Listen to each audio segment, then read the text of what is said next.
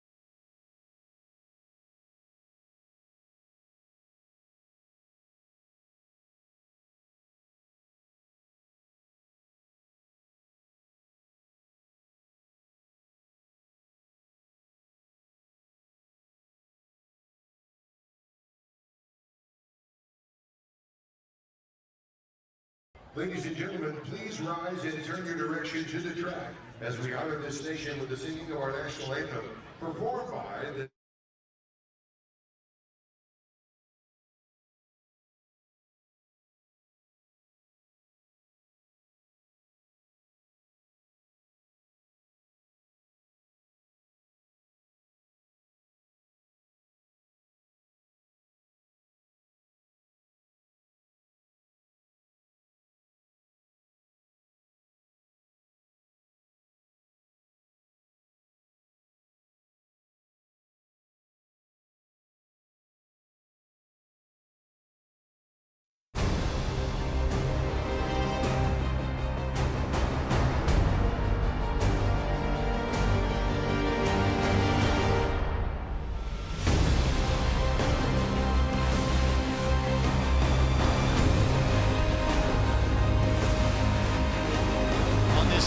Saturday night here in the middle of September. We thank you for joining us for Indy 11 Soccer on My Indy TV and ESPN+.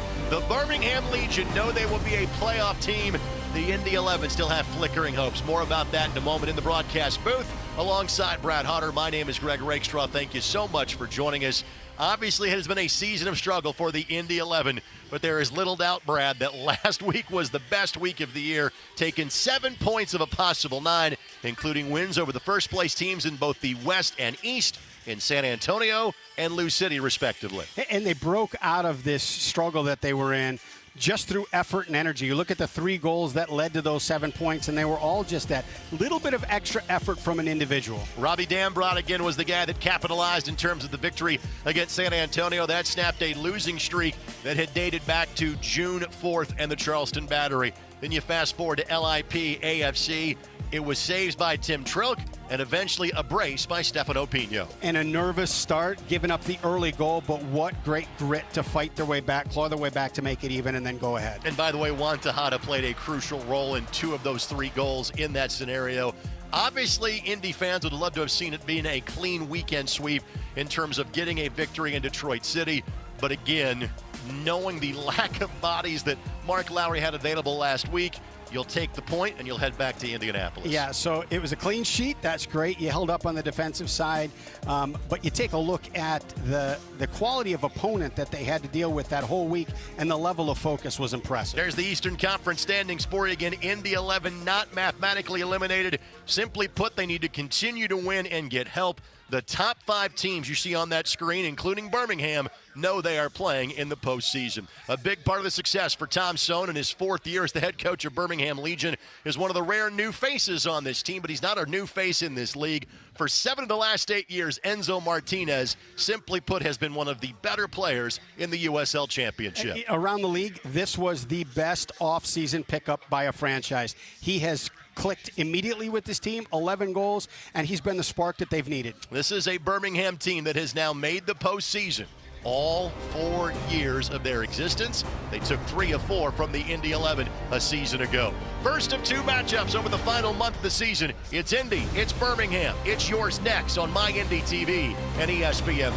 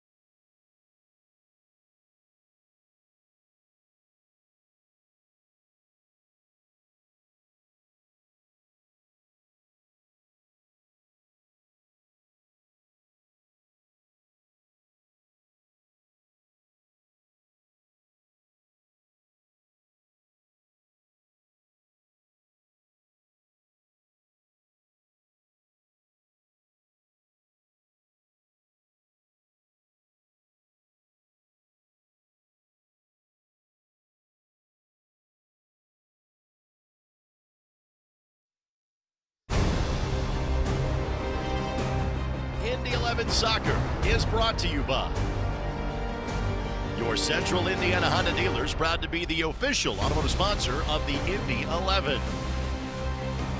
And by Community Health, exceptional care simply delivered. Community Health Sports Medicine, official sports medicine provider of the Indy 11.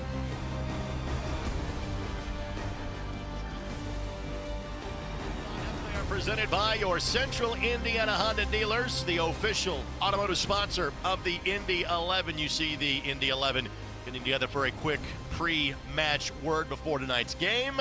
Let's show you the visiting starters first. And the name of note would be Matt Van Oekel. We have seen him with Minnesota United, with FC Edmonton, now in his 4th year in Birmingham, the goalkeeping coach as well. He's got the goalkeeper game to match the hairstyle he's currently rocking. As far as the Indy 11 are concerned, to me it's almost as important as to who's available off the bench. A full 18 really available for Mark Lowry tonight. That was not the case for most of last week. The last few matches, whether it's an injury or a yellow card suspension, you've just not had access to your full roster. Guys that are back from a week ago, we did not see Raul Aguilera, nor Alex McQueen, nor Brian Rebion last week, at least for parts of last week. Neville Hackshaw on your screen now could not play last Saturday due to yellow card accumulation. Tonight, by the way, is his 88th match playing for the Indy 11, which ties him with Marco Franco for 6th in club history. Here we go. He's within reach of that Century Club. Not by the end of this year. Even with a deep playoff run, has to come back at least for one more year. Juan Agudelo steps over this one. Birmingham in their red kits tonight. Thank you for joining us for Indy 11 Soccer on My Indy TV and ESPN+. These teams played 4 times last year. This is the first time they have seen each other this season. They will close the regular season against one another on October the 12th. And Zachary Harivo with the foul. Some 20 seconds in. Let's hope that Neville Hackshaw is okay, as Neville takes a tumble at the end of that play.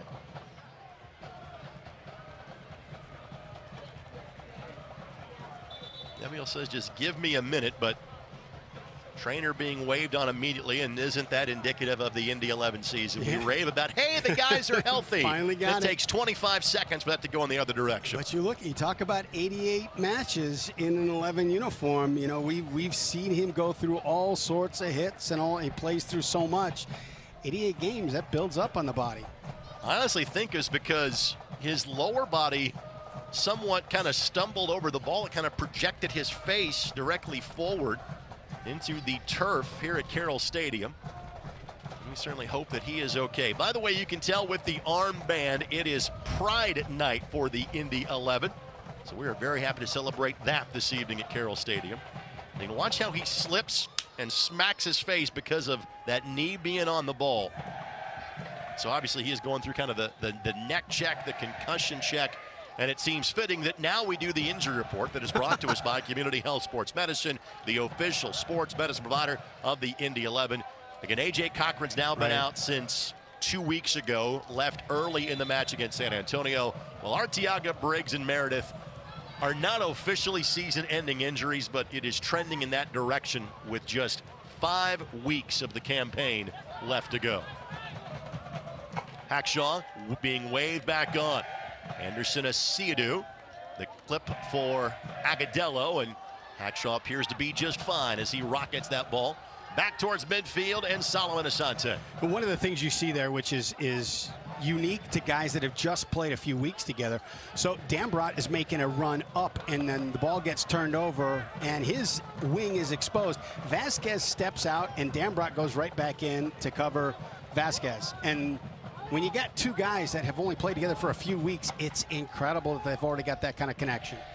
To give you an idea of the roster turnover that the Indy 11 went through in late July, early August, in tonight's starting 11, there are 4 players that did not begin the season with the Indy 11 in tonight's starting group for head coach Mark Lowry. Asante couldn't get to that one. Dean will lift it. Sam Brown, a touch. Stefano Pino, the brace last Wednesday against Lou City. His 8th and 9th goals of the season, and his first goals since June 8th. Iose, Asante. Asante plays it in. Tejada couldn't get to it. Fanuel Kavita could not clear it. Corner coming for the Indy 11 in the 4th minute. Great little build-up there. It's a ball put into Asante's feet. He checks back to get it. Iose tucks underneath him for the dropped ball, and that's how this whole thing began. Fanuel Kavita played every minute of every match 3 years ago for St. Louis. We saw a lot of him in 2020, his 2nd year with the Birmingham Legion. Solomon Asante to send it in. Tejada the target. Agadello got there first. Does Jerome give it a hit from 30? The answer is no. Outstanding ball to find Asante. Asante the service. Pino! He and Matt Van Oekel know each other just a bit from their days in the NASL. He's so good in the air. He is so good in the air. Asante puts the ball up there, and it's just between 2 big trees in the back line, and Pino goes up and gets it. Well, first opportunity on just off target for the Indy 11. Let's check our keys. The match brought to us by our Central Indiana Honda dealers, the official automotive sponsor of the Indy 11. Mr. Vice President, the floor is yours. For Indy, it's reducing chances. These two teams have the same conversion rate, but Birmingham has over twice the shots and twice the chances created. So Indy just possessing the ball in the attacking half is going to do that. And then energy, we talked about it a little bit pre-game, is the last 3 matches you've pulled points because of just the fire that you've played with. For Birmingham, it's balanced. They have 4 players that have scored more goals than the entire Indy 11 roster. They've got such great balance. And then the last thing is playoff form. They're still gunning for a home playoff spot. This team has lost once since the end of July. They have to keep that edge as they play. How about the run by Neville Hackshaw, and a man that was briefly his running mate on the Indy 11 backline? Alex Cronali is there to take it away. Cronali played here briefly in 2019. Here's Tejada. Tejada couldn't clear it past Dean, but continues to press the issue as he often does.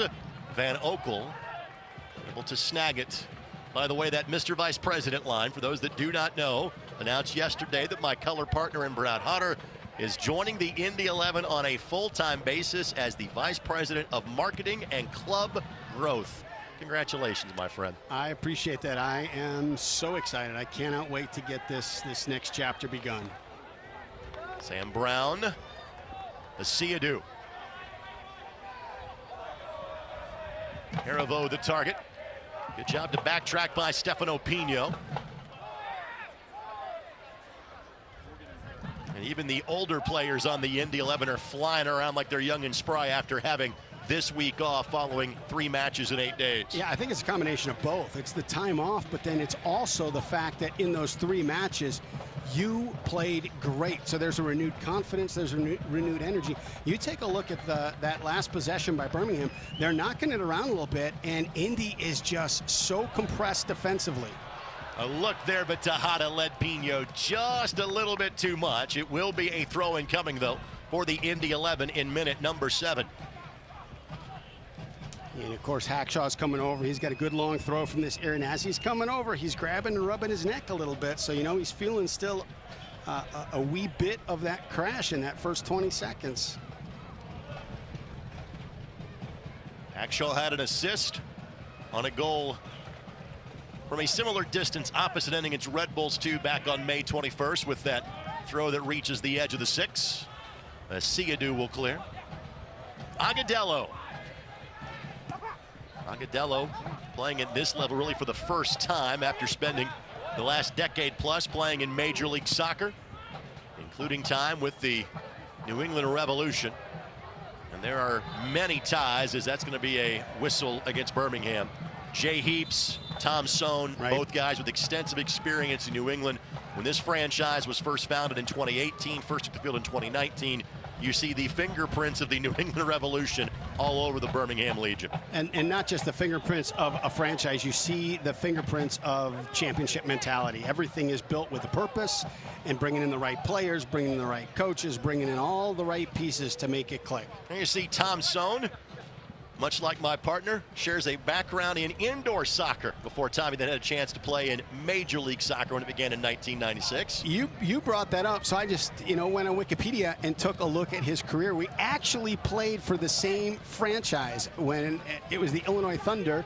I was with them, and then when the team relocated to Denver, I found out that Tommy Sohn had played on that team. Welcome to being a pro soccer player in this country in the 80s and early 90s. That was the better option for those of you below the age of 30 that may not remember those days. That was what you did. And there was no real internet at that time, so we're finding out all sorts of facts about each other now, years later. Tom has been the only coach this franchise has ever known. Opportunity here. Last touch by Birmingham Legion. That was Marlon, and Marlon, much like Enzo Martinez, is a new name to the Legion, but not a new name to us. We saw that speed on display a year ago when the Indy 11 played FC Tulsa 4 times. And veteran defensive positioning by Iose to keep his pace from factoring into that, just with his body positioning and the way that he shepherded that ball out of bounds. Indy 11 electing to build from the back. See the numbers on Tim Trilk. Tim with 2 clean sheets last week, his first 2 in an Indy 11 uniform. Much like Tom Sohn, Tim Trilk played his college soccer at Western Illinois. The now 24-year-old from Rockford. What a beautiful ball to find Pino. Dean behind him, finds Tejada. Now Asante. Jared Timmer figuring into the mix. It'll be a second corner in the first 10 minutes for the Indy 11 to open things up. Great build-up. Amazing ball by Hackshaw into the space for Pino. He cuts it back, finds Tejada at the top, and they're able to switch that place. And now you're making Birmingham defend north-south all the way from midfield back to the 18, and then east-west all the way from one touchline to the other touchline. Look at Mark Lowry on the sidelines. It has not been the first season he had hoped for, but he feels now he's got the pieces in place, that everything now is a building block for years to come for this Indy 11 franchise. Asante. Looking back post. Hackshaw! The Indy 11 strike first in minute number 11. Cue the Smoke for Neville Hackshaw. Indy leads a goal to 0. What a great serve by Asante over everyone. And how do you leave Neville Hackshaw open on the back post? First goal of the season for Neville Hackshaw. He has not factored in the attack as much the last couple of years. Again, on a match night that sees him go to 6 in the club's all-time appearance list. Lasers one from his forehead past Matt Van Oekel. The boys in blue an early 1-goal lead. I think he was Cronali's assignment, and then he just disappeared, backpedaled, found himself on the back 6, and then headed a brilliant ball past Van Oekel. We'll have to get the research staff on this, because I saw this making the rounds on Twitter earlier this year, that the Indy 11 had never scored a goal in the 11th minute of a match, and it just happened. For 9 years, you've been waiting for that one goal and that one moment. In the 11 goals scored by number 15, Neville Hackshaw. In the 11th minute. Dambrot, Pino the flick. Hackshaw really getting involved in the attack tonight.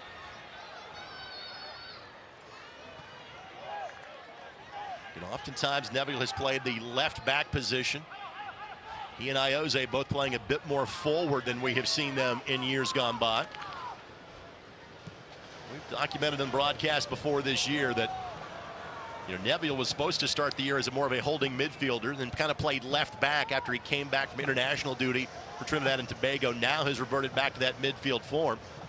We're seeing him play not really a holding midfield, but an attacking midfield role tonight. He's one of those guys that kind of figures it out. Wherever you put him on a field, he'll figure out a way to make your team better. 100%. And the great part about it is you can do your best defensive work by just keeping the ball. So as he gets elevated and he starts creating opportunities in the attacking third, he's technically defending because the ball's not coming back into his area that he's got to defend. Sports this match presented by Keystone Construction. Keystone Construction, it's more than construction. We build a vision. O'Nally, he and his brother Eli both a part of this Birmingham Legion roster. Eli's have made just 3 appearances this year for the club. And Alex was on loan from the Columbus Crew early in the 2019 season. Played 6 matches for the Indy 11, but that was a year where Columbus Crew went through just a myriad of injuries, and he was recalled from his loan by the Crew. He has since been playing for the Birmingham Legion over the course of the last 3 years. Agudelo the target. Couldn't track it down, and that hits off the corner flag. Throw in coming for the Indy 11. Sirius XM-FC 157, North America's only 24/7 source for engaging soccer talk, including USL All Access Tuesday nights at 7 o'clock Eastern Time. You hear the USL, MLS, Premier League, and more. Sirius XM-FC 157 and on the SXM app. I want to take this moment to recognize my buddy Brian Dunseth, a changing of roles, stepping away from counterattack a few weeks ago. He and Tom Rennie going to be grumpy pundits together on Friday morning, so won't hear Dunny as much. But Dunny's always been a great friend of mine in terms of being on Soccer Saturday, and wish him all the best.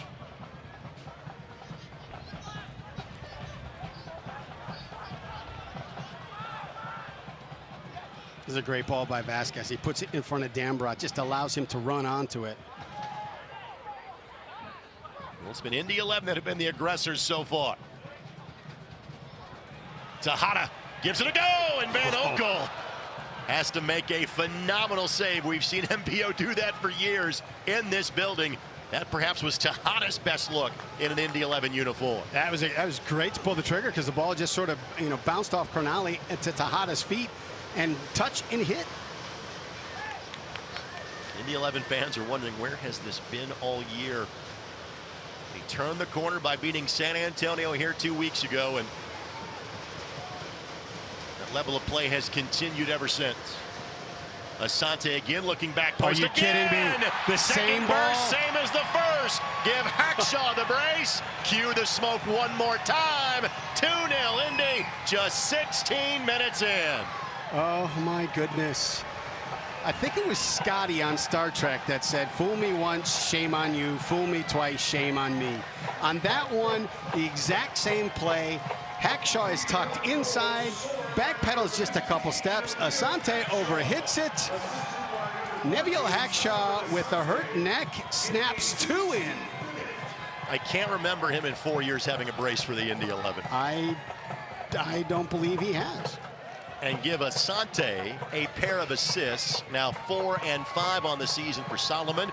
The last time he had double-digit assists, or multiple assists in a game, I should say, was an Indy 11 win where they scored 4 in the first half against Charleston back on June 4th. You mentioned, the Indy 11 fans were asking where this was earlier in the season. It was in Ghana. It was in Tampa Bay. It was in Pittsburgh. It was in RGV. It was in Trinidad and Tobago as well, when Neville was gone for international duty. And we're 16 and a half minutes into the match, and Neville keeps grabbing his neck. You know it's bothering him. It's not going to get better if Asante keeps banking a ball off of it. Of course, this match brought to us by your Central Indiana Honda dealers, the official automotive sponsor of the Indy 11. I think you and I expected good things for the Indy 11 tonight, even knowing they were playing a quality playoff foe in Birmingham. I don't think anybody expected 2-0 15 minutes in. This was such a slog for the Indy 11 to score goals for the better part of the summer.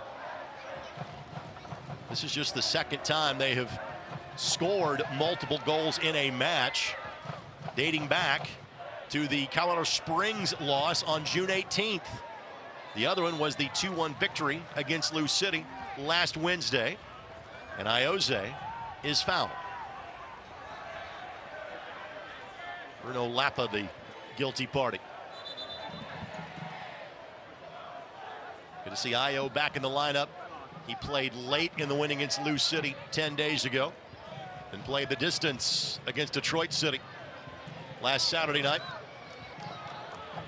after he missed a couple of matches following him setting the franchise's new matches played record as he now approaches 120 matches in an Indy 11 uniform.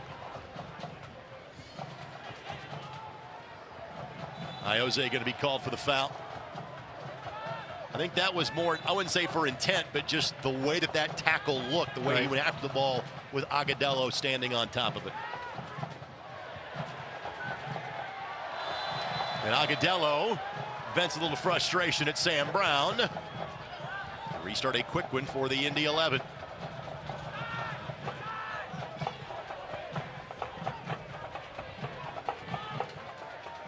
Let's remind your fans that every Saturday morning, it's Soccer Saturday on 93.5 and 107.5 The Fan. This week we were joined by Mark Lowry, another coach that calls this facility home, Chris Johnson, in his 20th year as the women's soccer coach at IUPUI. And we were joined by Dan Rutstein, who is the president of Orange County SC. You can go back and listen at any time in podcast form at 1075thefan.com. Solomon Asante upended. Jeremy Shear is our match referee tonight. He deemed that to be a legal challenge. Trainer is being waved on for the Indy 11 for a second time.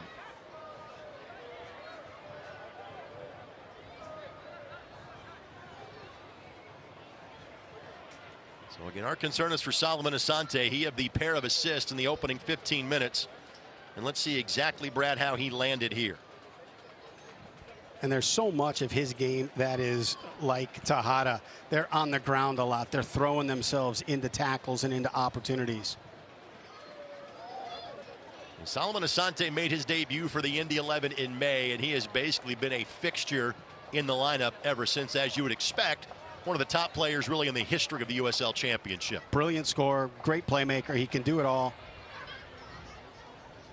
Solomon working through it as we speak. Again, this portion of the match brought to us by our friends at Community Health Network Sports Medicine. Thanks to our friends at Bet Rivers. Bet with a winner. Courtesy of our friends at Bet Rivers, the official sports betting partner of the Indy 11.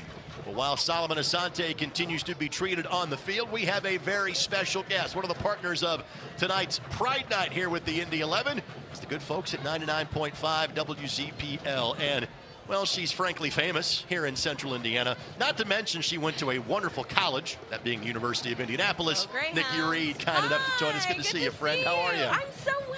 I'm so excited to be here. Well, this is the best we have played all year, so you need to be here on September the 25th, October the 1st, and October the 8th. Those are the remaining home games. Perfect. If you want to go to Monterey, California next week, we could use you there. I'll see if I have enough points. Because clearly you're the good luck charm for the team this year. What's your experience been here like so far tonight? So far, it's been wonderful. We were in the tailgate lot for a long time, so we got to meet a ton of fans, and everyone was explaining where they sat and why it was important and different. So much fun. Everyone, the staff's been really cool, and I'm just excited to watch.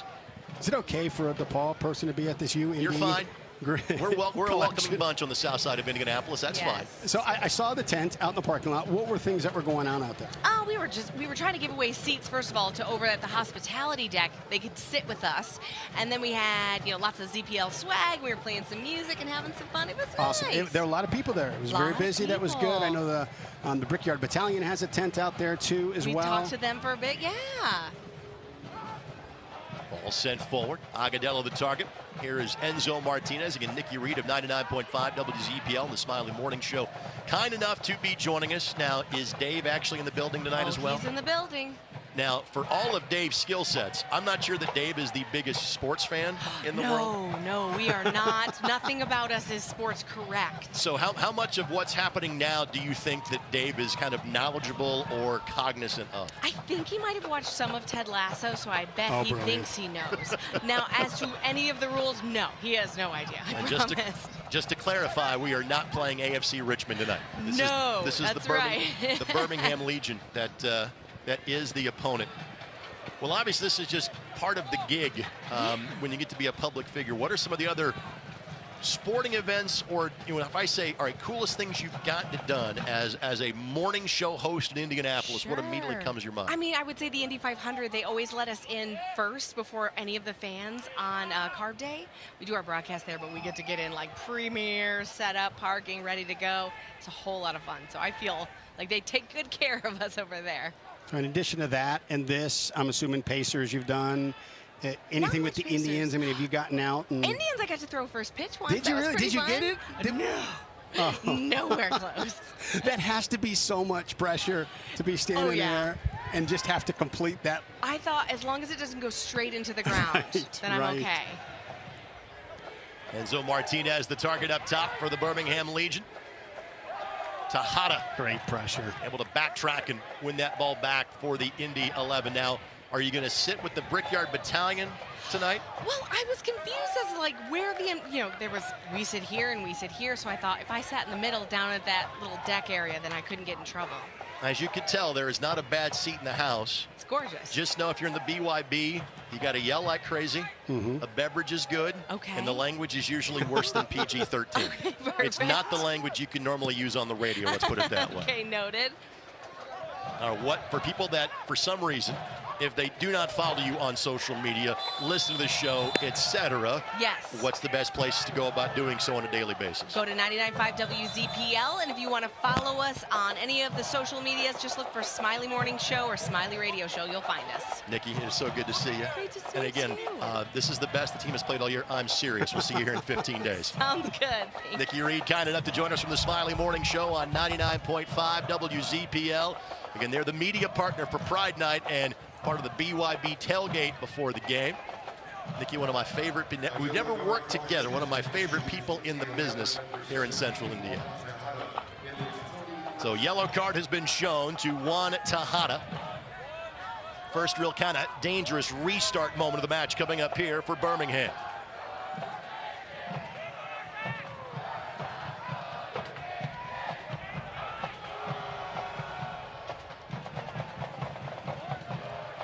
Birmingham taking their time here. Lapa. Now Dean. Dean weaving around Tejada. Looking back post, headed down by Fanuel Kavita. And Tim Trilk all over it. And Agudelo down in front of the 6-yard box for Birmingham. In pretty much every fracas that has happened in this match, Agudalo's been involved or somewhere in the vicinity of it. I like that buildup. That 2 on the ball, clearly out of range from shooting. You got Agudalo and Martinez that are sitting on Asante right on the top of the box. So you're thinking something's going to develop there. They punch it out to Dean, open things up, and then drive it into the box. Agudalo, 49 goals in Major League Soccer. Born in Colombia, but moved to the NYC area at the age of 7.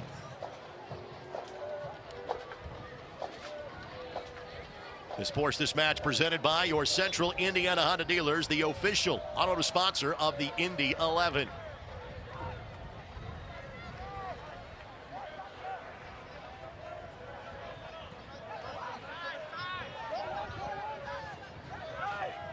Nervy pass. Our guy didn't go on the ball, it's fucking 100 yards that way. He just goes on and wins the fucking ball. Be better. Matt Williams giving Yusef El Masusi, our 4th official, an earful. This is where I remind Matt that he wasn't at the last match for talking to the officials. Right. That's right. Up in Detroit City. And that was a tough one. You could understand Matt's displeasure with that when because Agudalo was waved back on into what was an advantageous position for Birmingham. Vasquez is not seeing him out of the left, and he just comes right in and pressures Dambra. Haribo. Here is Jared Timmer. Fantastic crowd on hand tonight here at Carroll Stadium. Pino the target. Pino's got a little space. Can he track it down? A touch to get free. Now Asante at the edge of the 18. Asante gives it a go. Once again, Van Oekel has to be spectacular to spill it. Indy has scored twice, and if it wasn't for Van Oekel, it could be 4 in the first 27 minutes. That's a great rip by Asante, and he'll shoot from anywhere, and he's dangerous from anywhere. We saw his goal. Pino put the ball across almost from that same spot Asante scored, but Van Oekel came up big on that. He came up big on a shot from Tejada at the top of the box. Now Ioze charging forward, trying to find Pino, and the ricochet did not go his way, but Van Oekel didn't hit that one well.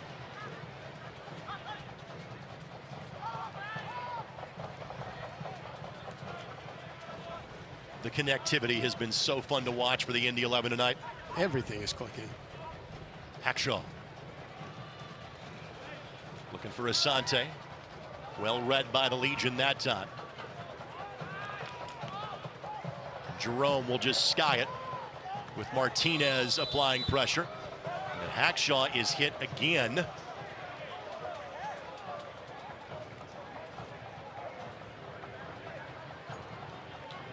Restart coming here just in front of the midfield stripe for the Indy 11.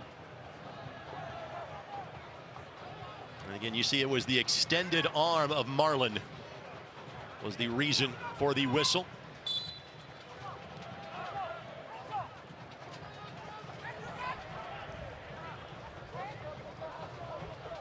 Tonight's match brought to you in part by radical ideas like loving your enemies, your neighbors, and yourself unconditionally. Find out more at hegetsus.com.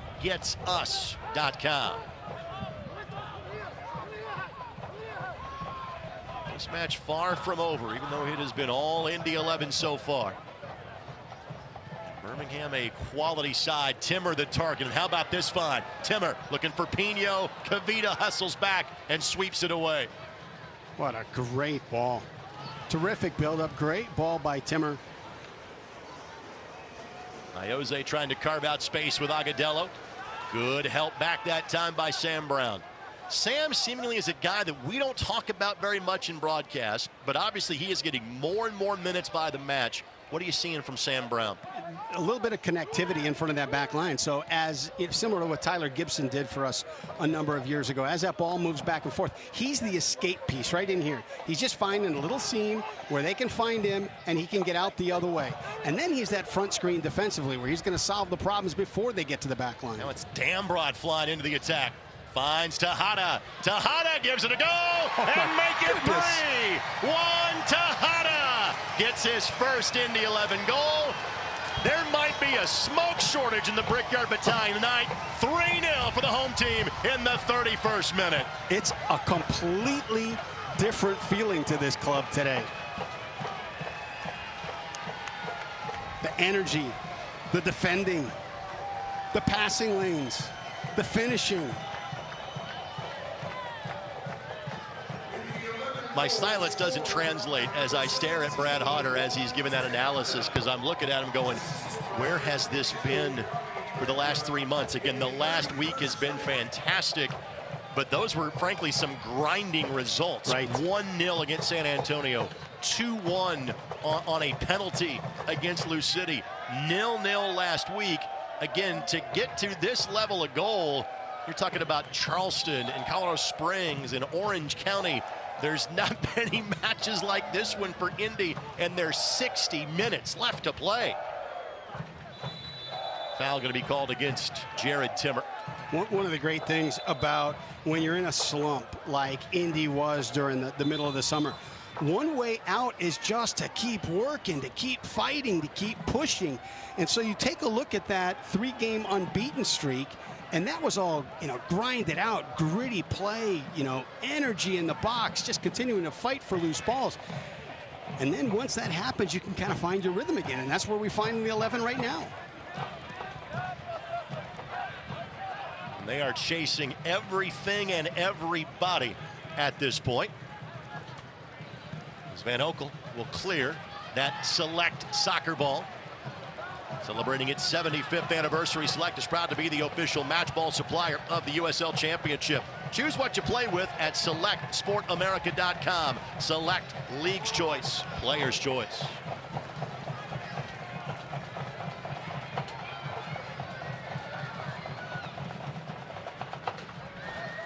You can see the impact that third goal had on the Legion. In when it's 2-0, you can spend that energy, you can press, because if you can nick one, if you can get one back, now that swings the momentum a little bit and you're back in the match. But when you're down 3, that energy that you spent has to be a little bit more calculated, because you're not close to pulling this one back just yet. Birmingham clinched a playoff spot on Wednesday, as did Pittsburgh, as did Memphis. But the direct result that had Birmingham clinching a playoff spot was the 2-2 draw between Tulsa and Lou City. Already the top 5 teams in the East know of their postseason status. And it would take something of the miraculous for it to not be the 6th and 7th seeds currently. Flag stayed down. Trilk, that's going to be a card, and that's probably going to be a penalty. Yep. Trilk takes down Marlin as the last line of defense. What a great ball in behind the Indy 11 back line. It looks like Enzo Martinez is going to try to add to his 11-goal total on the season. Again, still a lot of match left here at Carroll Stadium.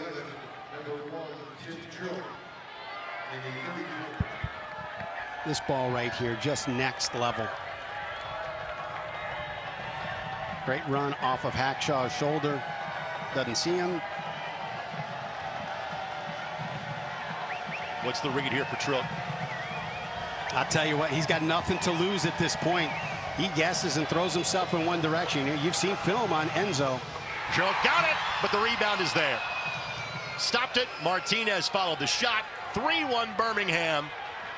It counts as a penalty save, but a goal nonetheless for the visitors. And that brings a little life back into the Legion. We just talked maybe a minute or two ago about how a 2-0, a 2-goal deficit is so much easier to press and chase than a 3-goal deficit. And man, we've talked about Tim Trilk for the past 4 weeks now and the amazing stuff he's done. This is nothing but additional confidence layers for him to make that save off of a premier score in the championship. Enzo Martinez turns 32 at the end of September. He is one of 18 double-digit scorers in the league. Make that number 12 for Enzo Martinez.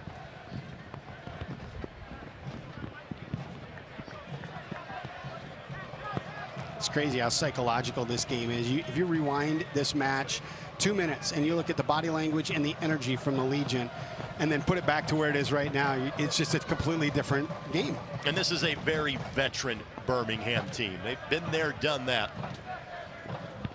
It's a good mix of youth, but again, most players are guys that have been here for at least 2 years, if not 3, with Birmingham. Tejada takes a tumble.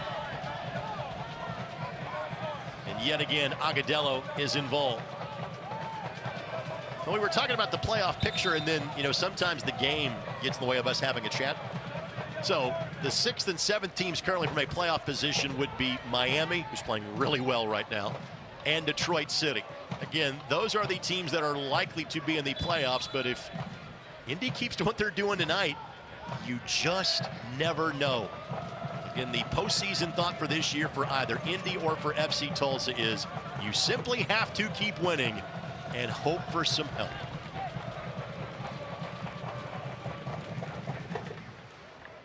Sports This Match is brought to us by Johnson Controls. Johnson Controls, the power behind your mission.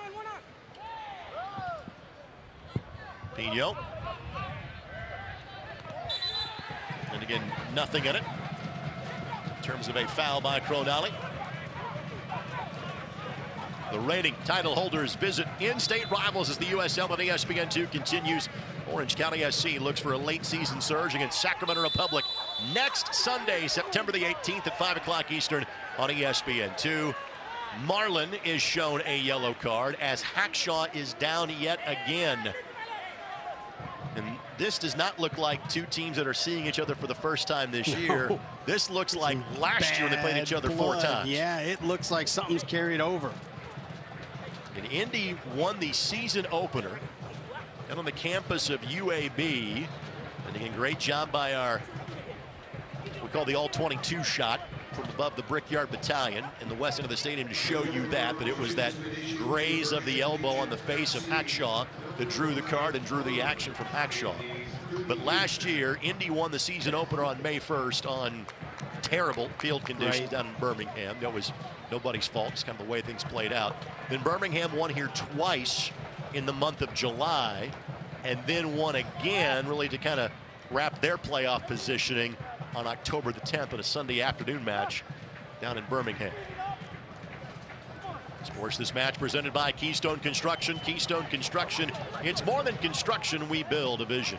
As you spit out those facts on Birmingham and Yes. Indy 11 last season, I imagine to a viewer that is listening, they're thinking you're reading off of notes. I gotta tell you, it is just coming out of his head. Say it convincingly and people will believe you. I believe you. Thank you. That's all I need. You ready for the first installment of Indy and Birmingham trivia for the night? Okay, if you're ready. For those of you watching us from Alabama or parts elsewhere, we always do trivia that link the two franchises or two cities together. There has been nary a stoppage that we have thought trivia could be introduced. I'm not sure the match will let us actually do this, but if you want to give it a try, you go right ahead. I'll find the right moment for it, but it's not just franchises and cities. Sometimes it's states. Sometimes I have to dig deeper, and this one's going to be a tough one because you've got family in Alabama, so you've got ties, you've got, you know, the local lore. So in this one, easy call. And that's got to be a card in Agudelo. Yep. Third-time offender. Like we said, he's been involved in almost every dust-up tonight. And that was a pretty blatant just pull down of Jared Timmer. Now Timmer goes to his neck.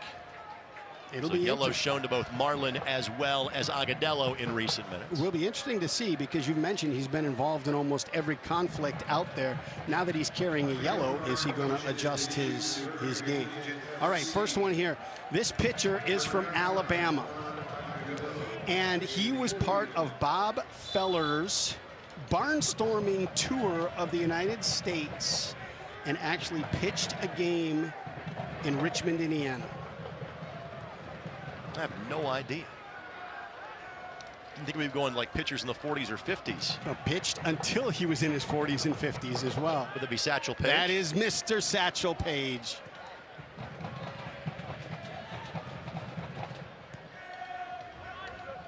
That was the one I had to reach the most for. Richmond, Indiana, connecting with Alabama. Well, if he pitched in Richmond, he probably played at McBride Stadium, which is still standing at this point. Our Final 5 minutes plus stoppage time, presented by your Central Indiana Honda dealers, the official automotive sponsor of the Indy 11. Brad, I think there's a big difference going to the second half if this is a 1-goal game or a 2-goal game. 100%. 2-goal is such a dangerous lead. You know, the one thing that always concerns me when you go in after scoring 3 goals is, are the players connecting still with the game? Are they still paying attention to the details of the moment? Are they still locked in on the fine elements of the match? Or is it, hey, we scored 3. This one's going to be an easy one to just navigate out. And then all of a sudden the momentum swings and you're having to fight for this game again. Well, let's face it, the only time that the Indy 11 had a first half like this all year, they scored 4 in Charleston and led 4-1 at halftime. They had to hang on at the end to win that one 4-3. Now, the other thing I would say is this: several players that are in tonight's game were not on the Indy 11 when that occurred back on June the 4th. But it is a point that is very well made. Marlin. Haribo. And I think in that game, didn't Charleston have one called back? Correct. Late in the game as well? Yes, they did. The one that got called back for offside the second half. Enzo Martinez turns off of Meshach Jerome. Ball makes its way to Nebiel Hackshaw. Agadello heads to the opposite side of the box. Santos sends it across, but never on frame towards Tim Trilk. And now Stefano Pino. Can work around Dean. Trilk can camp out under that one. He read that one before the leg went back to serve it. He knew exactly where that ball was going. Fans, you can show your Indy 11 pride and get your exclusive IMCU Indy 11 debit card at any IMCU branch or online at imcu.com. 2 goals for Nebiel Hackshaw, 1 for Juan Tejada. Foul against Stefano Pino. I'll tell you, you watch Pino as a target. He's checking back for that ball, and he's got his arm behind him put on the defender so that he can just feel the micro movements of that defender to know what side he's trying to jump him on. That's a decade as a pro. Native of Brazil, but has spent the majority of his career here in the States. Martinez. Marlin. Gets into the 18. He's explosive. Martinez didn't exactly blast that in the way he had hoped to, and well done by Dambrot. Sends it right off of Enzo Martinez for a goal kick for Tim Trilk. By the way, Enzo's beard game, splendid. I'm not sure how many of those 12 goals actually officially are credited to his beard. At least 2 or 3. Enzo is originally from Uruguay, but grew up in the Charlotte area, from Rock Hill, South Carolina. And Enzo spent 6 of the last 7 years playing for the Charlotte Independents. When they went to League One, that kind of freed him up to play for another squad. And shows the Birmingham Legion. And that's going to be a foul on Brown, as he had him kind of horse-collared there, trying to make the turn. Enzo got to play 1 year in Major League Soccer in 2018 with the Colorado Rapids. Good looking run here. Haribo, and flag goes up.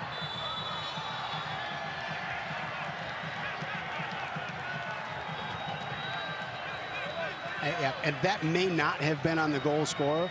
That may have been another player that was offsides, but that impacted Trilk and his positioning. Yep. And impacted the play.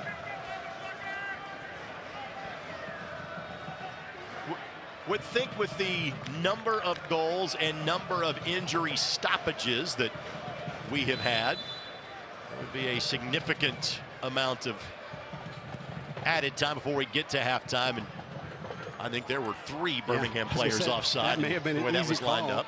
With 30% of the team offsides. Hackshaw goes down again, and we may be entering TKO territory at some point.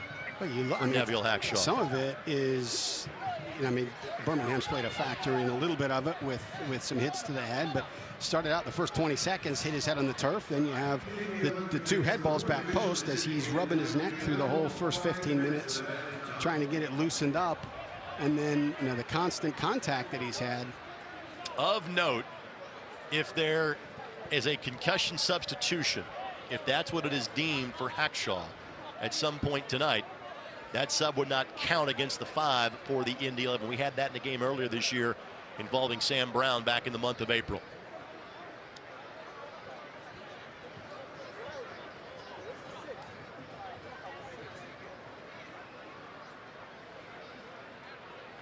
This has turned into a mini hydration break for everybody involved. It's a nice night too. We got a nice cool breeze going. A little worried about those clouds, but so far it's just provided a little more shade and cooler temperatures on this Saturday night. Probably Dan Broad's been doing some talking to not just Yusef El Masusi, our 4th official, but directed towards Tom Sohn, the Birmingham bench, the whole 9 yards. When you're a coach's kid, you have no problem talking to coaches, even if it's in a different sport. Yeah, but if you're the dad, you're like, stop it, just quit it.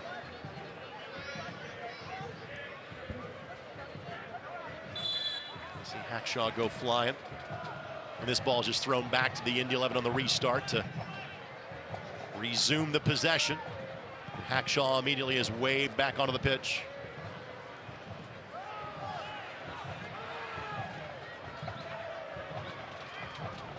Agadello at the edge of the 18, gets it back left foot right at Tim Trilk. Good hit by Agadello, just didn't put it to one of the corners. Trilk had him covered in the middle. And Tim makes it look like an easy save, but that ball is spinning. It's one of those ones that's really difficult for you to get a good grip on. So instead he plays it down to the turf and collects it off the turf. But clearly the penalty has been a lifeline to Birmingham.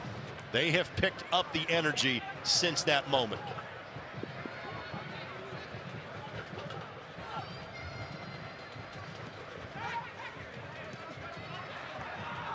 And ball last touch by Hackshaw. If you're Mark Lowry, what's your message to your guys at the break? Don't relax, stay clicked in. This game's far from over. There's another goal hanging on this field right now, and if it falls to Birmingham, this is going to be a frenetic pace to end. Jerome, Solomon Asante, never cheated in terms of effort, but would have had to have been not just 6'3", but 7'3" to track that one down. All right, I'll slip in one more trivia question before the half. This former Colts quarterback, many-time Pro Bowler, is from Alabama. Only played 1 season with the Colts. Phillip Rivers. Yes. Sam Brown going to be called for a foul, going to be shown a yellow card as well. In fact, Phillip is a high school football coach in Mobile, Alabama. You are correct. That is another part of it. It's like St. Michael's Catholic Church or Catholic school. Right? He is the football coach of. Take a look at Sam Brown, and it looked worse than it really was, but given how the two teams have been acting towards one another, I think you're going to see a little bit of a tightening down of the match. So plenty of yellows have been shown. Sam has already missed 1 match because of yellow card accumulation. In fact, 3 different Indy 11 players have now missed time because of yellow card accumulation on the season. Bruno Lapa sends it in, headed down, but not on target. That was Marlin. But steered it wide left upon his first touch. It's uncomfortable right now for Indy 11 because Birmingham is finding looks. They're finding opportunities. Marlin with 4 goals on the season. He's played all 29 matches now for Birmingham Legion. 27-year-old from Brazil. He's a great fit for them as well. There's a birthday party going on in the Indy 11 suites over here. There are some 30 kids enjoying the match right now. Hyped up on birthday cake and Sprite. Team owner Ursal Ozdemir, his twin girls are celebrating their 7th birthdays today. Hence the birthday party next door. Closing moments. They're doing just enough. Reach the 5-minute mark. How much is left in it? Agadello couldn't bring it down. Pino gets in the way. We play on. Asiadu looking for Marlin. Marlin cuts it across. Wow. Steered wide. What a lifeline to Indy 11 that was. If that ball goes in at this moment and it's 3-2 going into the half, there is a completely different feel in both locker rooms. Birmingham appeared as if they were stuck in sand the first 30 minutes. That has changed since that time. Bruno Lapa would like to have that one back. He's got 5 goals and 4 assists on the year.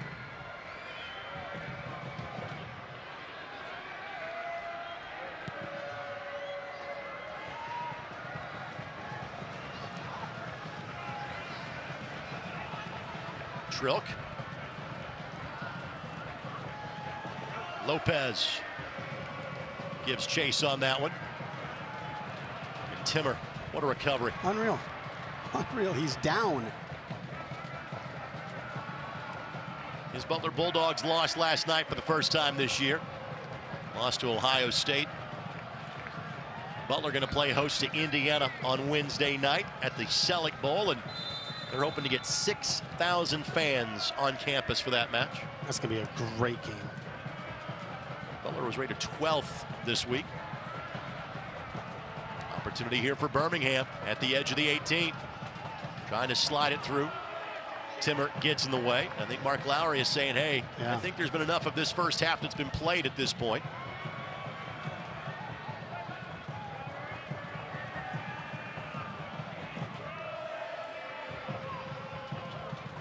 That will ricochet off of Hackshaw as well.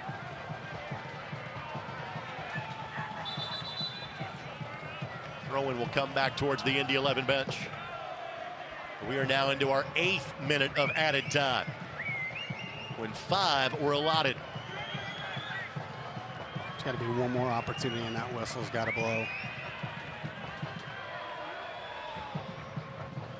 Marlin sends it in. Ball finds its way to Dean. At the edge of the 18, couple touches. That's going to be whistled against Birmingham.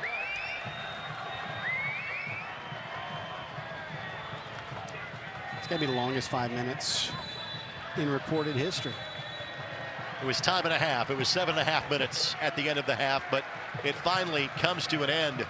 The Indy 11, a flurry of goals, a brace from Neville Hackshaw, and a first in the Indy 11 uniform for Juan Tejada.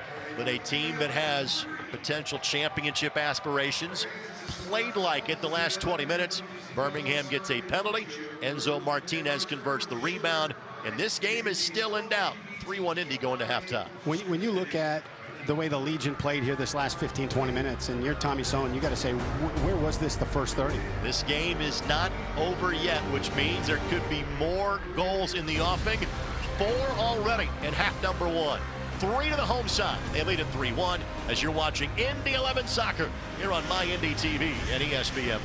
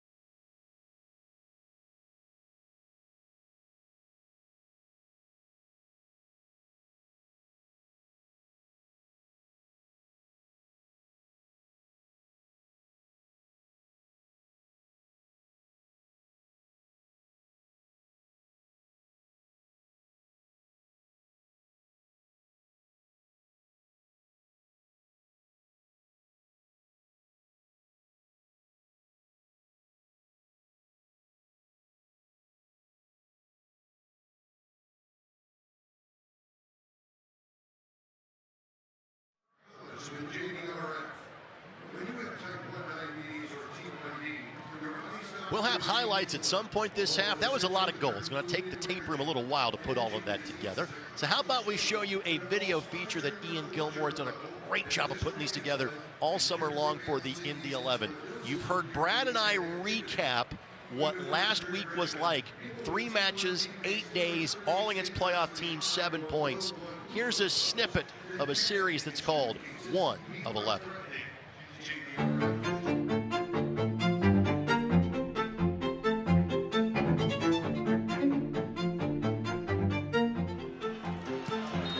There is the final whistle. And Indy 11 hands San Antonio its first loss since June the 4th.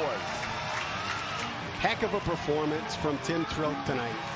It feels great. It's one of those things where, I mean, just like I told them, I woke up today, something felt right, and that was the only thing in my mind today. It was clean sheet, clean sheet, clean sheet. It's the biggest rivalry in the history of the world on Wednesday, so it's a quick turnaround. You know, we're going to have heavy bodies, but rest, recovery, and just focus. When I just say the words Louisville City, what emotions are there for you?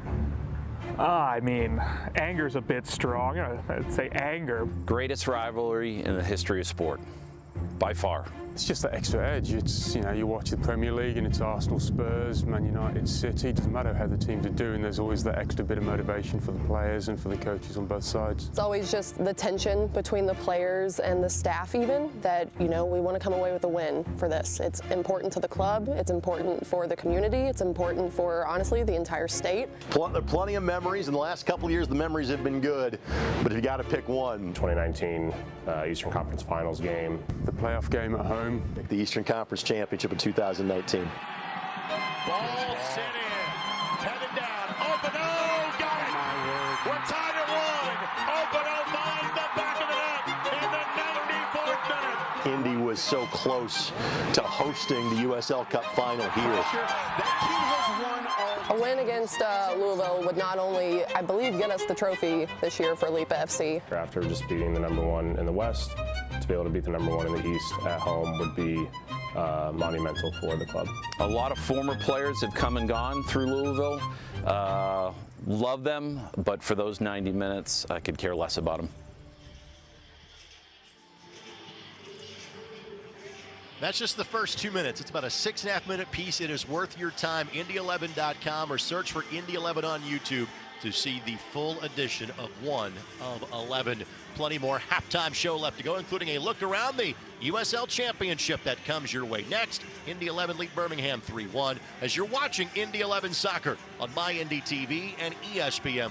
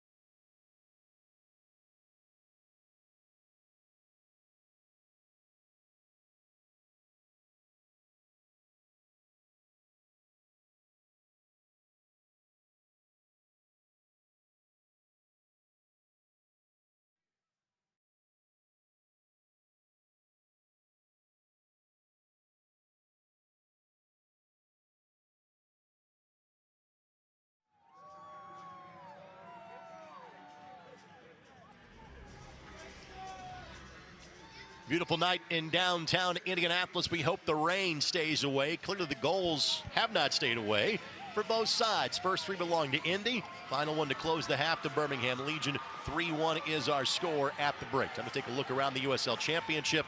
Let's start with the team of the week, and of course a very familiar face based on his brace against Lou City on August 31st. Stefano Pino, the player of the week. A great honor for Pino, but I think Fernandez has been penciled in every single week. That is fair. Cam Lindley has been on there just a few times. The Hamilton County native and former member of the Indy 11, joined by Jackson Conway as well. News and notes from around the USL Championship. We referenced the big game for Sacramento Republic that was coming up next Sunday against Orange County. Job well done by Sacramento Republic. 3 late goals by Orlando City. They are your U.S. Open Cup champions. But again, first team from outside of Major League Soccer to make the Open Cup final in 14 years. When you saw that scoreline at 0-0 at the half, you thought they're going to be able to do this again. They're going to pull off another one, and they're going to come away with the Open Cup and be champions. Yeah, Tosh, 8th goal of the season for Lou City. He hadn't had 8 goals in his entire career, and he's had 8 this year. Frankly, he didn't need to be a great scorer to be a key player for Lou City. He has added that into the mix this season. He's phenomenal. He's that leader on the back line, and this year, not only off of set pieces and corners, but then stepping in and taking the penalty kicks. He's just been a difference maker in that capacity. And congratulations to Jacksonville again. They're going to be the 4th USL Championship expansion market that has been announced so far this calendar year. Quick look at the scores. Charleston and Tampa Bay tied at 1. Playoff potential matchup between Pittsburgh and Lou City will not be an easy one for Detroit tonight when they play at the Switchbacks. That comes up at 9 o'clock. And a big matchup out west with members of the Indy 11 formerly on the team on both sides, San Antonio and San Diego. Again, that comes your way at 8:30. As you look at scores from around the USL Championship tonight. 3-1, Indy leading Birmingham. Now here's a look at more from around the USL Championship.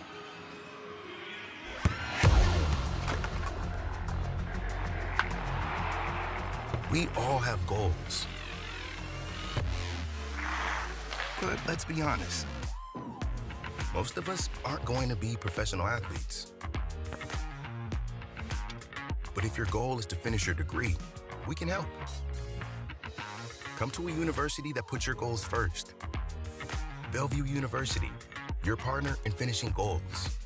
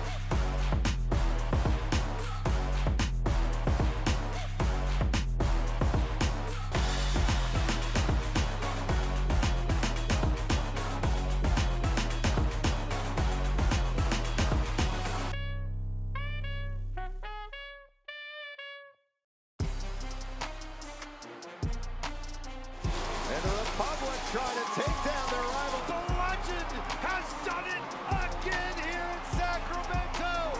He's turned the whole game around. It's a goal for Orange County SC and their first of the season. And that's full time. The old guard with a new trophy. Orange County wins the USL Championship final.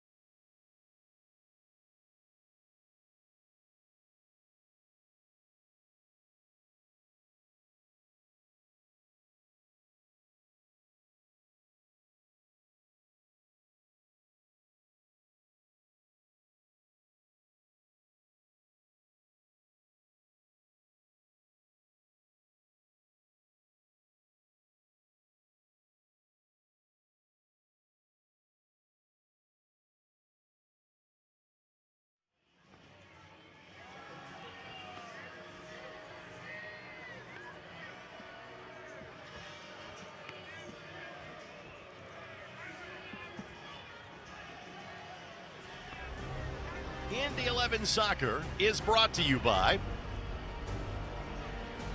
your Central Indiana Honda dealers, proud to be the official automotive sponsor of the Indy 11. And by Community Health, exceptional care simply delivered. Community Health Sports Medicine, official sports medicine provider of the Indy 11.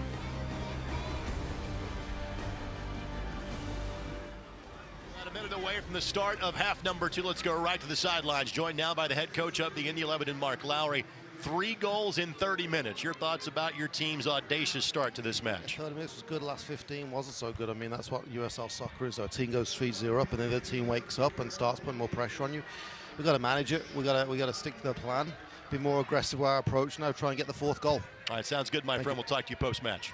Mark Lowry, kind enough to join us in the build up to half number 2. Your thoughts about what Mark had to say? 100% on the money. You take a look at that first 30 minutes and you're feeling great. You take your foot off the gas. All of a sudden you're having a fight to get into halftime with, a 2-goal lead still. And so it's just that reminder. It's that tone.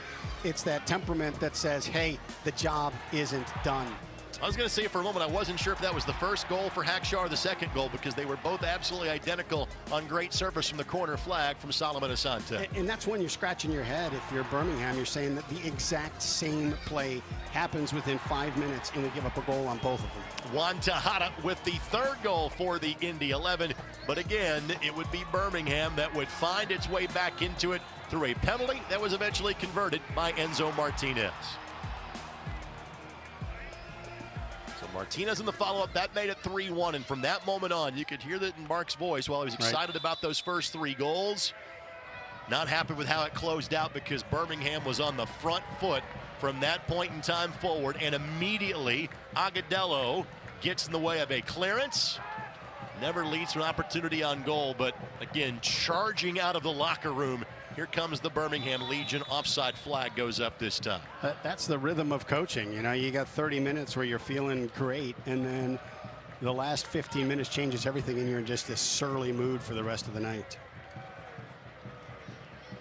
You speak of that like you've coached for some level of time. Oh, I can't tell you how many times I've come home from a match where it's been something like that, and even though there's been a win, the way that it ended, or the way that the momentum swung, by the time I got home, everybody's doors were closed, the lights were off, everybody's pretending they're asleep. My partner in his 28th and as of now final season of coaching college soccer. In fact, after this match, he is heading to Michigan to coach his DePaul men's team against Olivet College tomorrow afternoon. Pino able to get a boot to it, and it will be a corner. Last touch by Birmingham, and clearly this has been a recipe for success tonight for the Indy 11. And let's be honest, Brad, that has not been the case this year. You go back 3, 4, 5 years ago, it's always been a point of success for the Indy 11. Back to the Ioze to win met in the last few minutes of every match. Now here in this scenario, you've got Crognale, who is the ball winner inside the 6. And every time Hackshaw has started behind him, drifted backwards, and then placed that ball past Van Oekel. Asante sends it in. Herrevoog will be fouled, and he got there first anyway. Goal kick coming from Matt Van Oekel.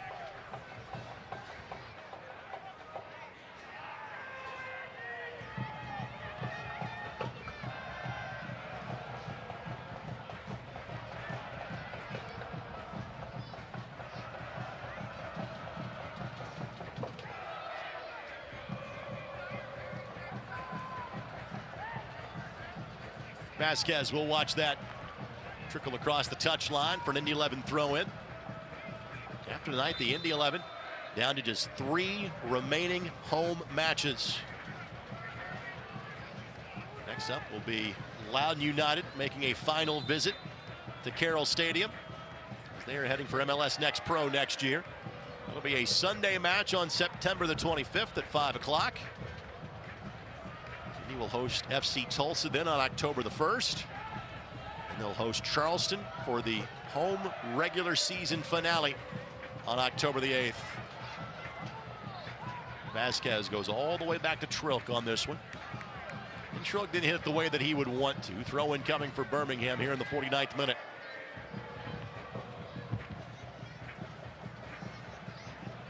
Next week, Indy makes the trip out west, a first-time foe in Monterey Bay. Couple of good touches at the edge of the 18 by the Legion. Marlin gives it a hit. Jerome doesn't let it get through. That's a great buildup. Right across the 18, shift the Indy defense, play it in the space behind him. Tejada able to poke it free, and Asante is all by his lonesome if Indy could have found him. And that'll be a foul against Iose. Just couldn't get enough to bend it into the space in front of Asante. Tonight's match was edited in part by Community Health Network Sports Medicine. Exceptional care, simply delivered.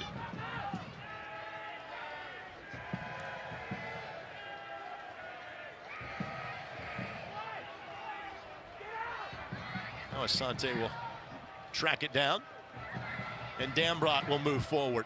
And obviously Birmingham chasing the game. There's going to be opportunities like this for Indy. It's now 3v3.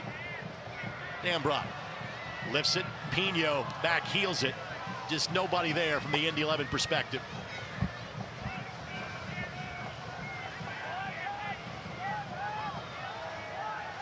Io with the miss on the tackle of Marlin.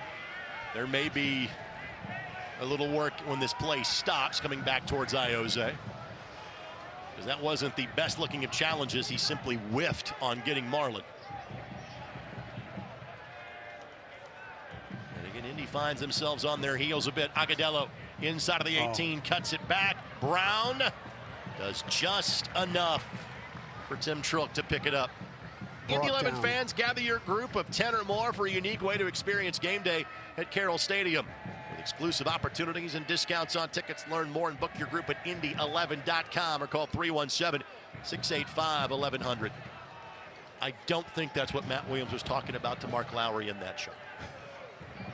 I'll tell you, Agudelo, but he brought that ball down great inside the 6. Lopez joins the attack.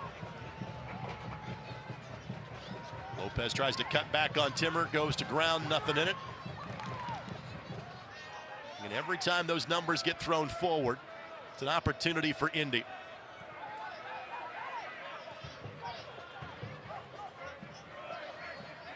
I referenced this early in the broadcast, but Birmingham has clinched a playoff spot. That simply has looked to be the case for the last month or two.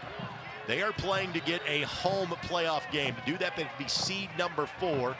They're currently 5th in the Eastern Conference table. But frankly, there is little that separates the top 5 teams from a points perspective. So even though they have clinched that playoff spot, there is plenty of motivation for the team in the red kits tonight, even as they are chasing the game currently. First extended spell of possession for the Indy 11 here in the half. Sam Brown gives it a blast. Cronali gets in the way. And now, 3 minutes ago, Iose has shown yellow for his attempted challenge on Marlin.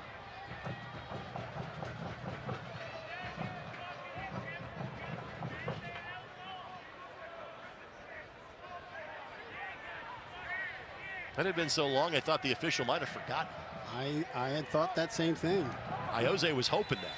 When you look at that last bit of possession by Indy 11, that is a great 2 to 3 minutes, changing the field position, getting Birmingham back on the back foot a little bit, making them have to spend some energy defending.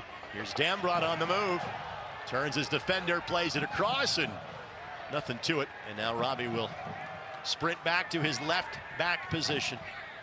Talk about a guy that has perfectly fit this system, and a guy that Mark Lowry wanted to sign in the offseason.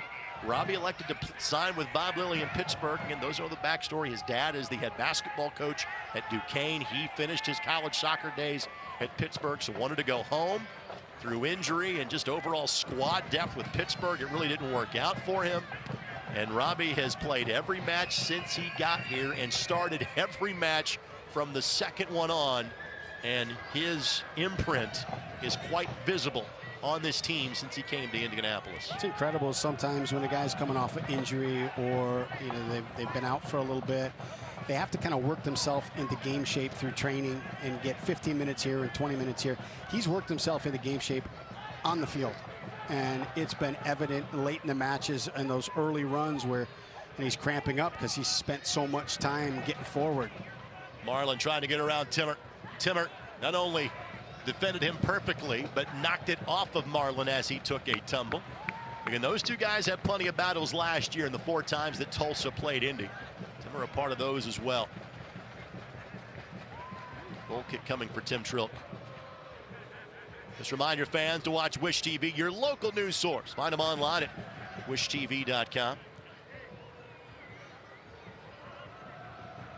Of course, you'll see Wish TV news at 10 o'clock right here on My Indy TV.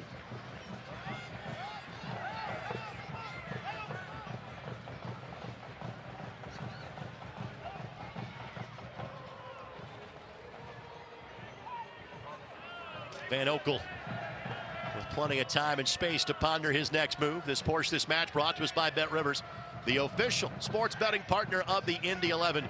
Bet with a winner.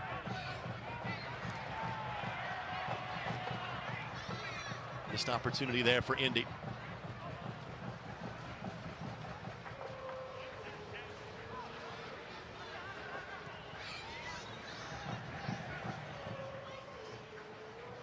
Looking turned by Asante. Works his way around and through 3 defenders. He's one of the all-time assist leaders in the history of the championship. After 4 seasons with Phoenix Rising, signed with Indy at the end of April. Had assists 4 and 5 of his campaign tonight. Tejada on the charge. Pronali beats him to it.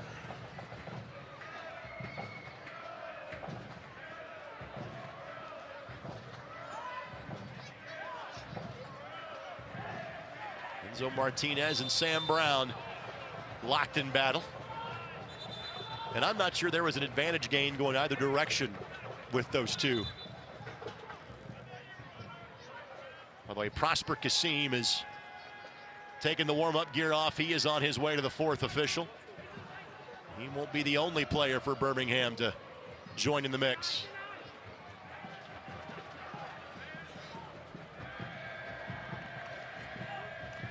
Sadiq Balarabe will also be joining the mix here for the Legion when given the opportunity. Well, we've seen Kasim a number of years just wreak havoc up in the attacking third. He's one of those 4 players. It's Agudelo, it's Lara, it's Prosper Kasim, and it's Martinez that are just this dynamite balanced scoring attack for the Legion. Well done by Tim Trilk with Agudelo flying by. Folks at Jiffy Lube of Indiana is going to get their money's worth on this, and they got a 3-base substitution coming up because Raul Aguilera is about to enter the mix for the Indy 11 as well. For the 4th official getting the workout, Ioze is done for the night. He'll remove the captain's armband, Will Io. Prosper Kasim coming in for Bruno Lapa. And Sadiq Balarabe will be the 3rd substitution coming in. Juan Agudelo's night is over with. And both Agudelo and Lapa are exiting the long way out. They have left via the opposite sideline and will work their way back around the goal that the Indy 11 are currently defending.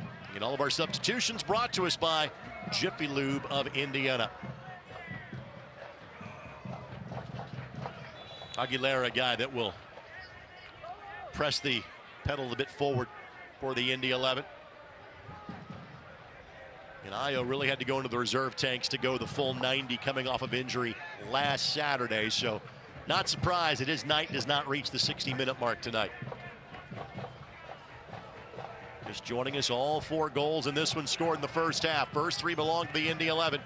A brace for Neviel Hackshaw. He had that by minute 16. And Juan Tejada scores his 2nd goal of the season. Both have involved the Indy 11. One against the Indy 11, playing for the Tampa Bay Rowdies back on March 19th. His first for the Indy 11 tonight as Kasim gets hooked up with Jared Timmer and is called for the foul. Looks like with that substitution, bringing Aguilera in, that they've gone double pivot with Hackshaw and Brown playing in the 6. Put Asante out on the right, Tejada out on the left, Aguilera in the middle, and Pino up by himself on top. A little bit more defensive, just to try and keep play in front of them. To sports this match brought to us by the Denny Companies. The Denny Companies tearing down the past so you can build the future.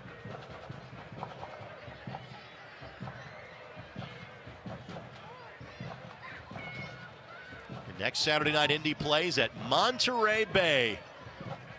Brand new opponent from the Western Conference. Timmer finds Aguilera. Aguilera in the middle of 3 defenders, had nowhere to go. Haribo takes it away. Brad, have I told you how much fun I had 5 years ago on my trip to Central California? I had heard rumors of it. Yep. Something about was it a chicken jerky stick in Kezar Stadium? It was a chicken teriyaki stick. Okay. It was wonderfully warm and the beer was wonderfully cold on that night in early June at the home of the San Francisco Deltas. But I was staying in Monterey for 3 or 4 nights. I made the drive up the coast, and it was glorious.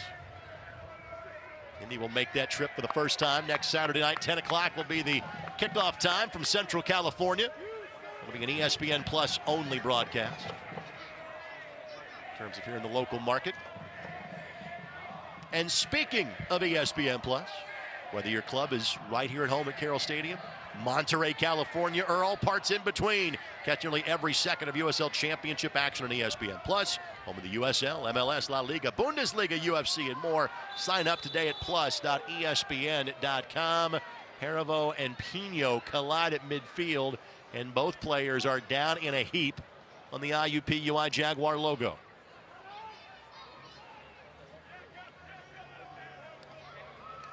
This game has slowed a little bit, really, for the first time tonight. Kind of both teams have kind of lost their rhythm over these last few minutes. That maybe by design on Indy's side is just to try and take some of the air out of this game and kill some of that energy and momentum that the Legion ended the first half with. For Birmingham, sometimes you spend so much trying to catch that next little bit of fire that the tank empties faster than you want.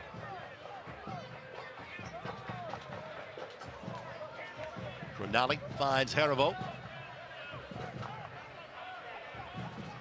Now Siadu to Enzo Martinez. Martinez, good-looking ball here. Trying to play it across, and that finds the back of the net. It's 3-2. Birmingham is back within 1. It's Marlon that gets the goal. All from the exquisite find from Enzo Martinez. The whole buildup of that, the ball from Asiadu into Martinez, and then Martinez tucking in this 3-dimensional ball. And I thought, probably like Tim Chook did as well, that the angle for Marlon was to play it across. Marlon thought otherwise, and he beats Trilk near side of the post. So it's 3-2. Indy has to find a way to get momentum back on their side. First 30 minutes belong to Indy. Next 30 minutes have belonged to Birmingham. Final 30 minutes are clearly up for grabs at this point. You just mentioned that the air had come out of this game a little bit. That's going to change dramatically here. Dambrot couldn't make the tackle. Santos plays it across, and oh my goodness. Wow. Not out of the woods just yet. Asante draws the foul. Balarabi was the player that kept it in play that time for the Birmingham Legion. He's the player that is on your screen currently. For Balarabi, this is just his 7th appearance of the season. Does have a goal for Birmingham.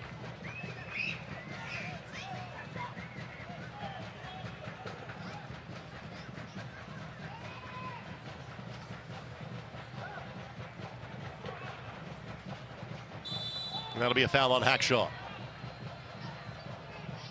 And a pair of substitutions are about to enter for Indy. As Brian Revion, as well as Justin Ingram, are putting the gear on as we speak. Martinez at the edge of the 18. He and Prosper Kasim trying to occupy the same space.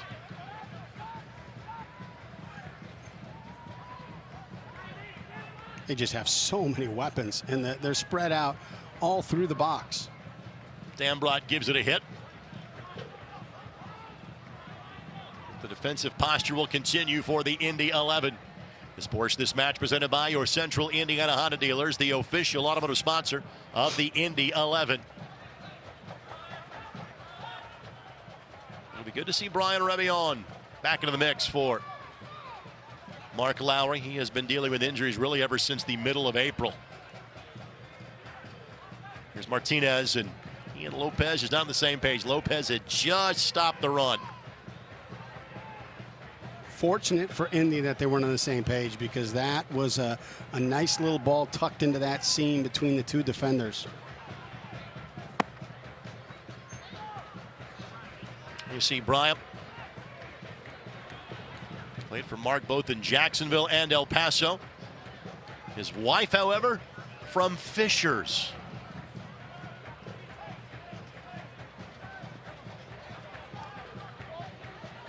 Looks like Neviel Hackshaw, he is kind of morphed into more of a midfield role for this team as the season has gone along. Asante trying to work his way around Lopez. And Asante goes to ground, late whistle, but the right one.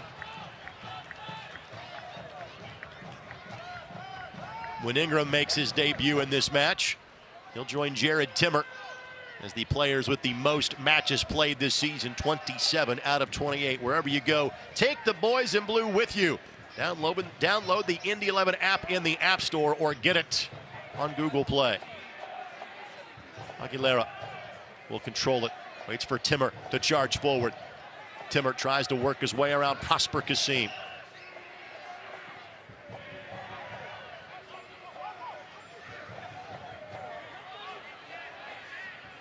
Jerome sends it all the way back to Tim Trilk. And Revion and Ingram have made their way to the fourth official. Their entrance into this match is not too far away. Timmer, Asante. Back to Jared Timmer, but couldn't get to it. Kasim beat him to the ball. It's a great idea, just not enough on it. Timmer was exploding into that space.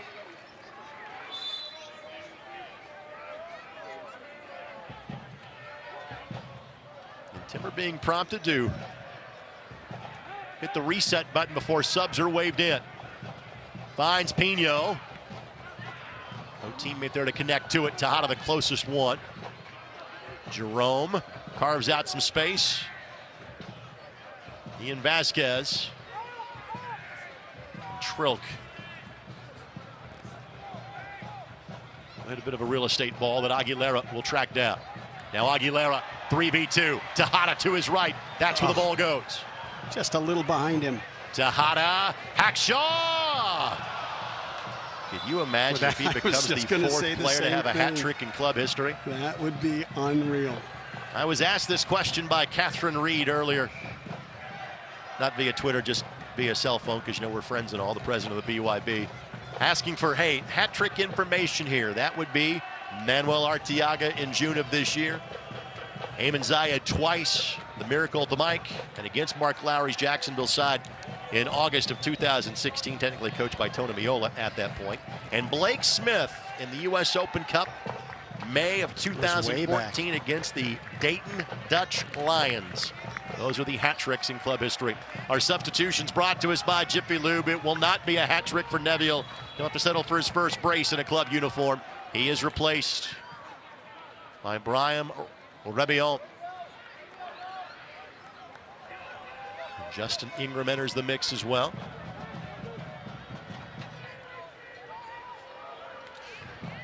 Manuel Cavita plays that ball back to midfield. And that'll be a foul against Indy.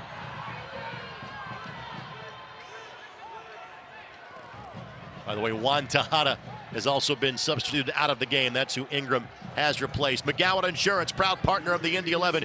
Visit McGowan, INSGRP.com for all your insurance needs.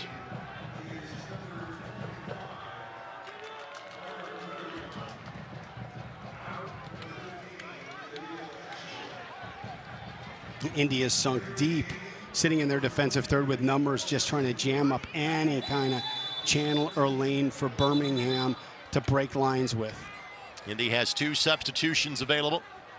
Birmingham has 3 if needed, as Lopez whistled for the foul. Well, Hackshaw again had given all he could, injured in the opening minute, right, and then goes on to score twice in the first 16. You understand his substitution. Tejada, his absence now means what for this match for Indy? Well, you bring in Ingram and Rebiom for those 2, and so basically you are saying, hey, let's go a little bit more defensive at this moment and jam up some That's a great spaces. picture on the sideline. We showed you Hackshaw and Ioze. That's 9 years and over 200 matches played for the Indy 11. That's numbers 1 and 6 on the all-time club appearances, having a chat on the sideline as we speak.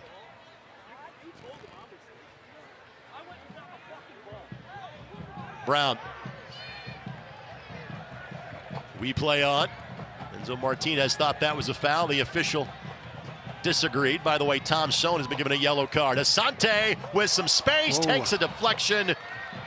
For a moment, I thought that would give Van Oekel more of a problem than it did. Of course, this match presented by Keystone Construction. It's more than construction. We build a vision. And Indy has been on the winning end of a 4-3 match. They have been on the losing end of a 4-3 match this season. The win was to Charleston. The loss was just a couple of weeks later to the Colorado Springs Switchbacks. Timber did not hit that ball the way he wanted to. Kasim knocks it forward. Here is an opportunity. Trilt goes near post, tapped in. We're tied at 3. It all started with the miscue that gave the ball right back to Kasim. A 3-goal lead has been wiped away. 3 goals apiece with 20-plus minutes left in the match. So tough. That's one of the things when, you're in that moment, you got to clear that first defender. The ball pops out right into the Legion, and immediately they break the lines and send Agudelo into the box. It was Balarabi that finds Marlin. He has a brace as well. So this is a night that is unlike any other in watching this Indy 11 club play. A 3-goal lead has evaporated. This match is there for the taking. It's going to be a tense 20 minutes here. Credit Birmingham again. They know they're a playoff team. They'll have plenty of motivation to continue to chase this game to try to wrap up as good of a seed as possible. And top 4 teams get a home game. Cronali back to head that to the side. Dean hustling back to try to keep that ball in play. Eventually a throw in coming for the Indy 11. Top 4 seeds guaranteed a home game. Top seed in the East and the West get a bye into the quarterfinals. Top 7 for both conferences are postseason teams. Aguilera in a foot race with Fanuel Kavita. If you're Tommy Sohn, you got to just be absolutely thrilled with the response from your club to go down 3. To go down 3 early in the match. And then to be able to get the equalizer here with still time on the clock to win this. Pino heads it down. Asante just puts it a step behind Rebion, and he will be shown a yellow card. So Rebion's been in the match for just a handful of minutes, and he draws yellow. I like that thought from Asante, though. He grabs it in the box, and he brings the attention to him, lays it back for a shot, hoping that there's a seam to hit it from. Just didn't play it back with the correct pace.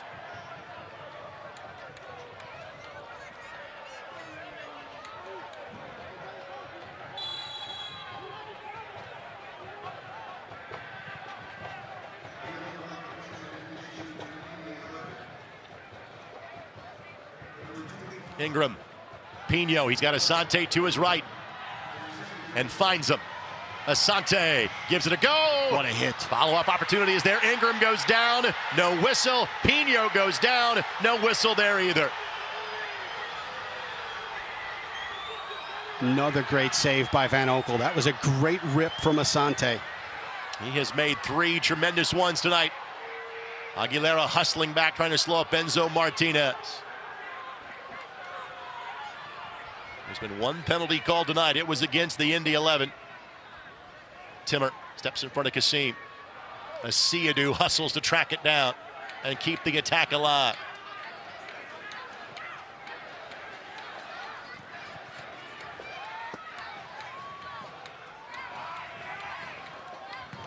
Kavita clipped that off his own man, and the trainer being brought out immediately. Heravo took that from about 2 feet away.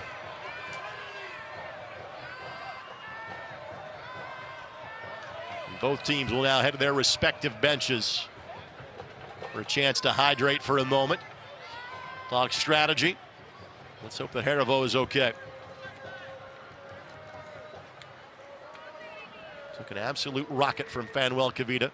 Good news is he is starting to sit up immediately.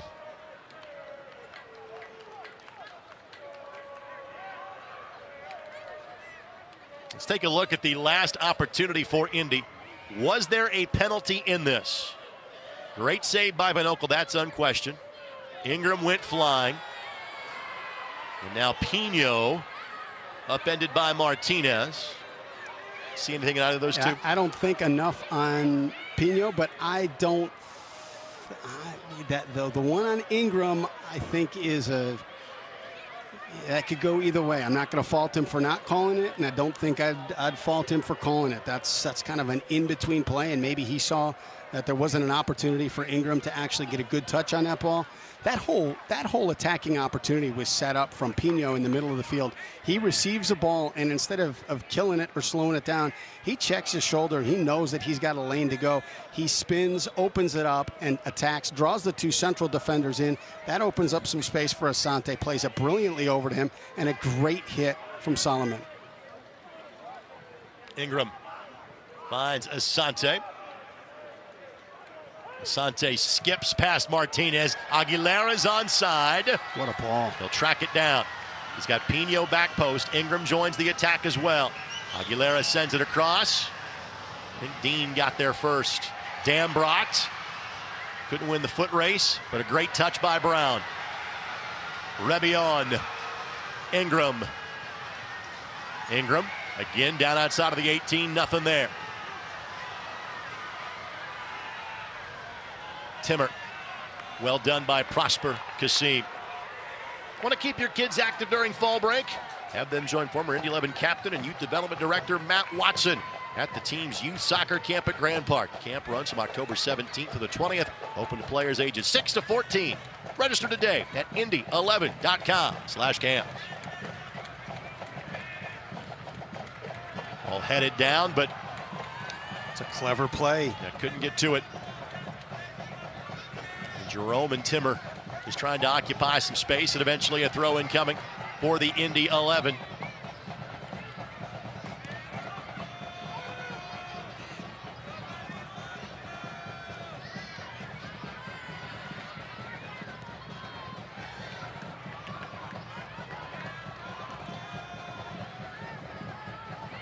Good looking ball here. Aguilera takes a bit of a stumble, finds Asante somehow, plays it across, what a ball. Tap it in, double-digit goals for Stefano Pino. Indy back in front, 4-3 in the 78th minute. Somebody stock up some more smoke in the Brickyard Battalion. Brian Rebion set this up. Brilliant vision from Asante. What's that, 3 tonight for him? Holy cow. What vision. Here's a goal scorer, one-on-one with Van Oekel, and instead of pulling the trigger on the shot, sees Pino. Look at this ball here. Is that Aguilera? What a find. Play. And for Asante to have the wherewithal to not take a rip, right? To know that you can play that ball to a teammate, and Pino has a walk-in goal. You know how tough that is for a goal scorer to be one-on-one in that moment of the match, not pull the trigger, and actually look to find an easier goal. A hat trick of assists for Solomon Asante. For Stefano Pino, he joins Tyler Pasher, Eamon Zayed, Jack McInerney, Dane Kelly, and Manuel Arteaga as players to have 10 or more goals in a single Indy 11 season. And I have said this about 9 times tonight. This match is far from over. 4-3 Indy in the 79th minute.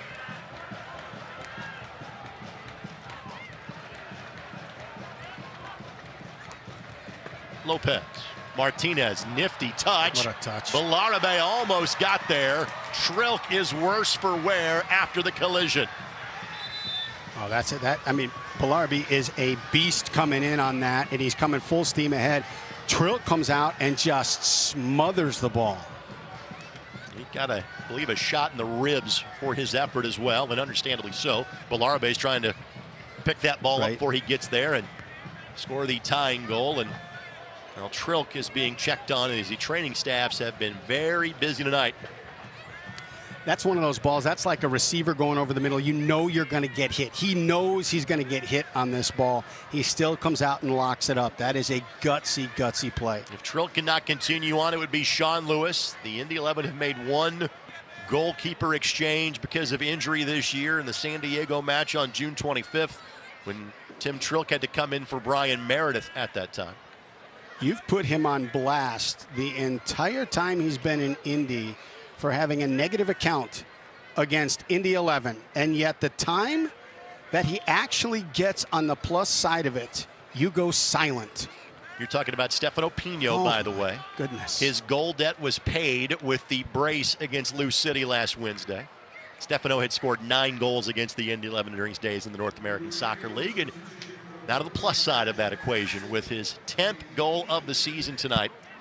In flipping through the mental Rolodex in my head, I think the most goals in an Indy 11 game over the years have been 8. Unfortunately, Indy scored 1 of 8 in a match against Stefano Pino and the Fort Lauderdale Strikers in 2015. I think last year they had a 6-2 matchup against Atlanta United 2. Yep. Indy has never scored more than 5 in a match. You have to go back to Jacksonville, August of 2016 for that to be the case. So has this been a great year for the Indy 11? No. Has this been a phenomenal couple of weeks for the Indy 11? Yes.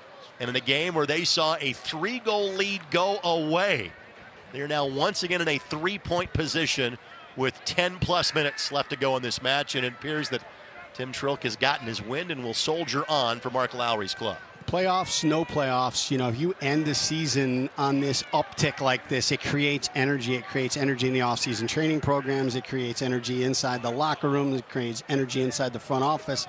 And it certainly creates energy with the fan base. The sports this match brought to us by Community Health Sports Medicine. Exceptional care, simply delivered. By the way, Roof has entered the match for Birmingham Legion. That ball knocked off the chest of Trilk by Asiadu, but Trilk was able to corral it.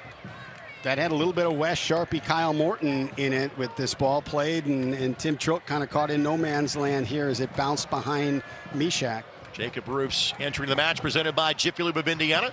They bring us all substitutions.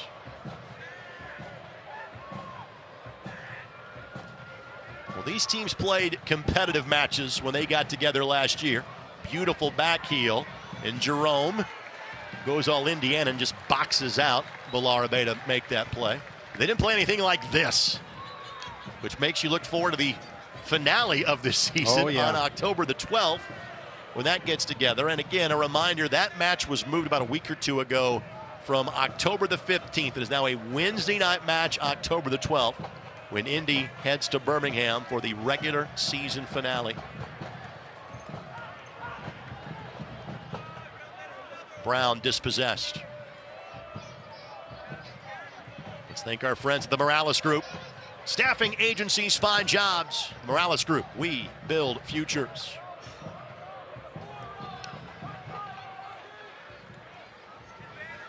Vasquez. Ball lifted up. Bellarabi gets a touch. Bellarabi gives it a hit. Timmer sweeps it away, but not in a danger just yet. Rebillon with a bit of a hip check to free himself up to get that ball. Haribo now applies pressure. Asiadu. Prosper Kasim. Good turn. Here's Roof.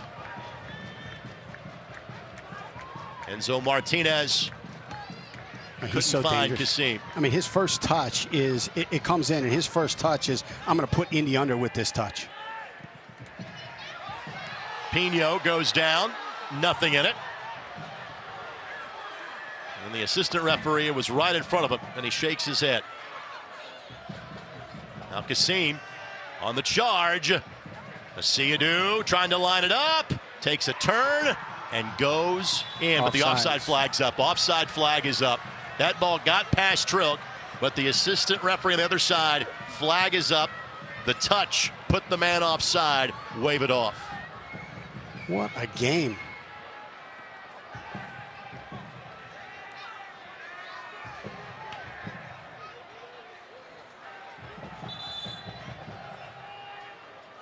Of course, this match brought to us by Hyatt Place and Hyatt House in downtown Indianapolis. Experience comfort in downtown Indy. Nothing comfortable about this for either side. Foul against Cronali.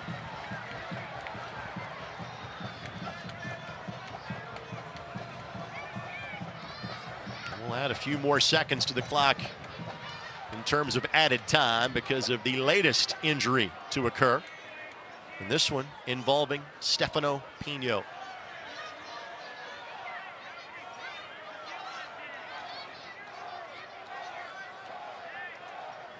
And it was the high boot that I think was the cause for the foul.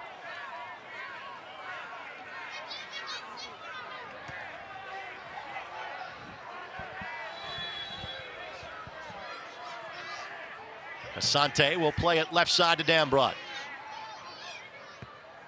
Asante goes down, and there's a foul in that too. Martinez draws the whistle.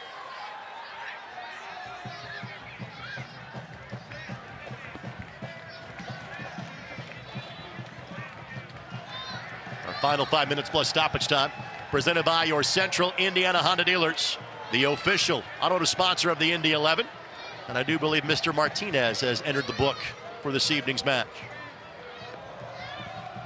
Coaching staff is pushing Vasquez into the box. That they recognize a good serve here, and there's an opportunity to put a little bit of a dagger into the Legion. By the way, I can tell that Juan Tejada's from South Florida and Panama. Just put on a jacket. It's in the 70s. Well, I tell you, he and Asante are probably headed for an ice bath right after this. Dambrot couldn't maintain possession. Martinez trying to work his way around him. Anytime that Birmingham takes the ball backwards, that's a win right now for the Indy 11. And that'll be a foul against Vasquez. Chance to throw numbers forward here for Birmingham. The restart a quick one, but Timmer with a fantastic read. Aguilera goes to the ground. Whistle against Cronali. Look at every whistle. You take 5 seconds here and 10 seconds here for the Indy 11.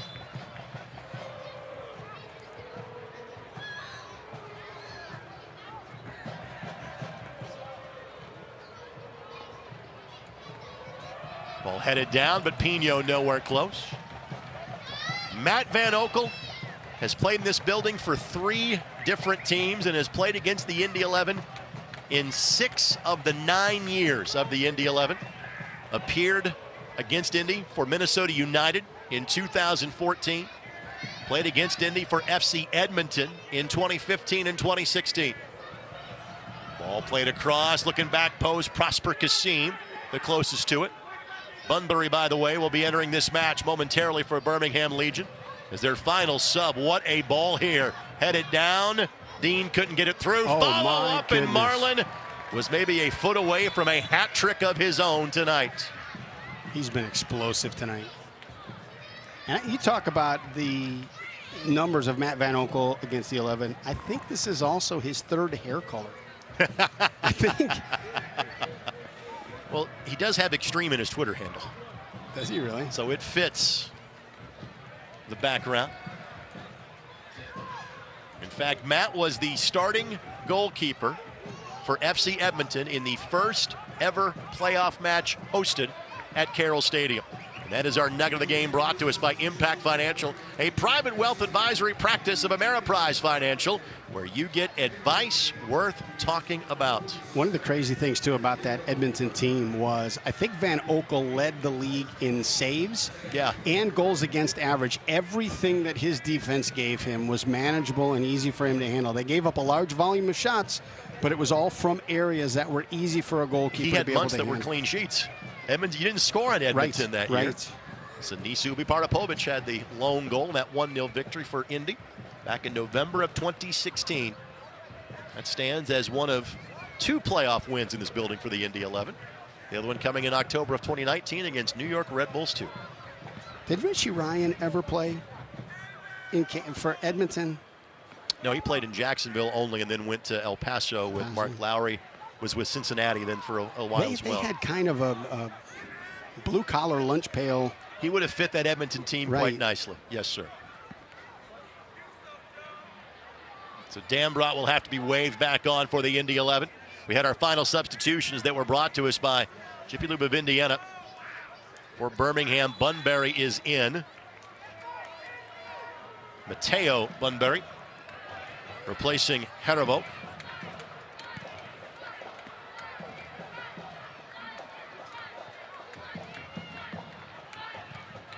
Six minutes of added time.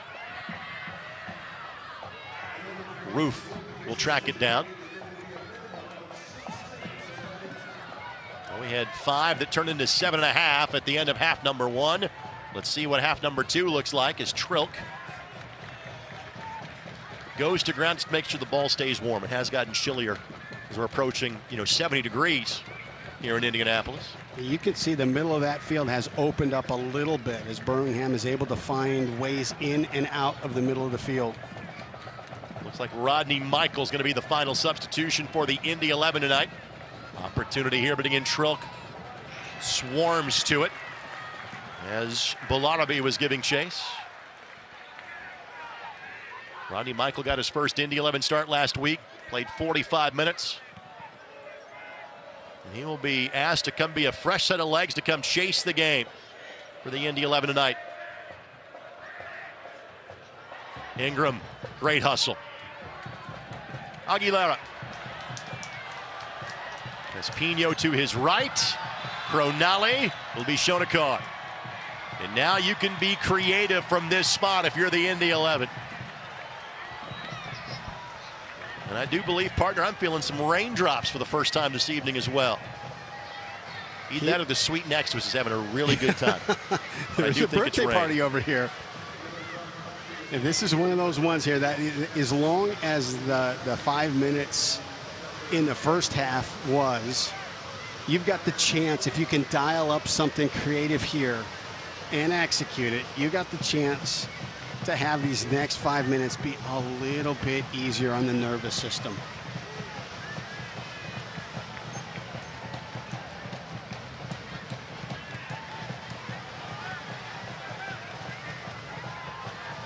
Is there a little bit of Asante magic from about 25 yards out? He and Meshach Jerome having a conversation. This will be all Asante.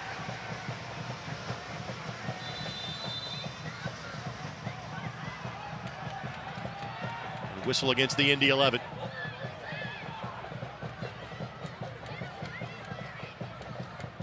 So a missed opportunity for Indy. Takeaway. Pino got to it for a moment.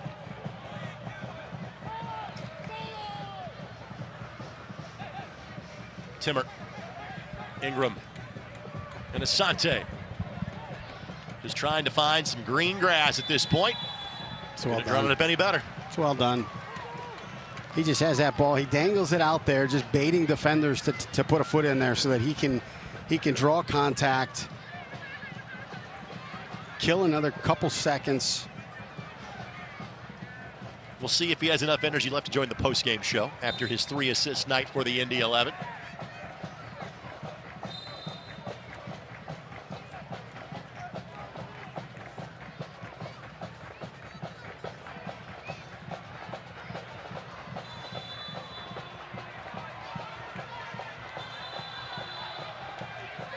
Ronali and Rebion needed to be separated for a moment. Restart a quick one for Van Oekel. Rodney Michael makes his way to the fourth official for Indy.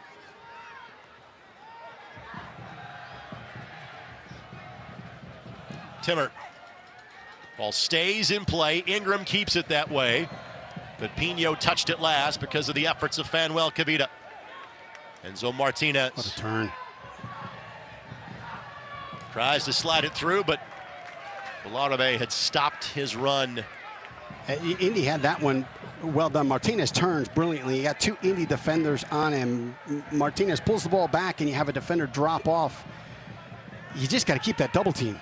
You forget how good of a player Enzo Martinez is. We hadn't seen him the last couple of years because Indy had not played Charlotte since 2019. But we chronicled him in the pre-match for a reason. Yes, the numbers catch your attention, but every touch is a good one for Martinez. It's the 95th minute. He's playing like he just entered the game. Solomon Asante done for the night. Rodney Michael will try to see this game out for the Indy 11. Rodney getting to play in a fourth consecutive match for Indy. Young man from Sierra Leone and University of California, Santa Barbara. Made the move from League One to the Indy 11. Late in the month of March, joined the team before the Week 3 contest with Lou City. And what a night for Solomon Asante. Not one, not two, but 3 assists. One of the best to ever do it in the USL Championship. Timmer. Pino. Good win by Birmingham. Clever move from the Legion. They put Crognali up, getting some height in the box, and as they get into the dying moments of this game, can they just serve a ball in and see if he can either flick it on or find the other end of it. And how about Rodney Michael for his first touch of the game to win that ball away from Marlon, who has been as speedy as any player on the pitch tonight. And I would expect there will be some added seconds to these 6 minutes, so not over yet. Here's Crognali. Bunbury charging through. Ingram couldn't clear it. Timmer, Trilk, got there. Good read.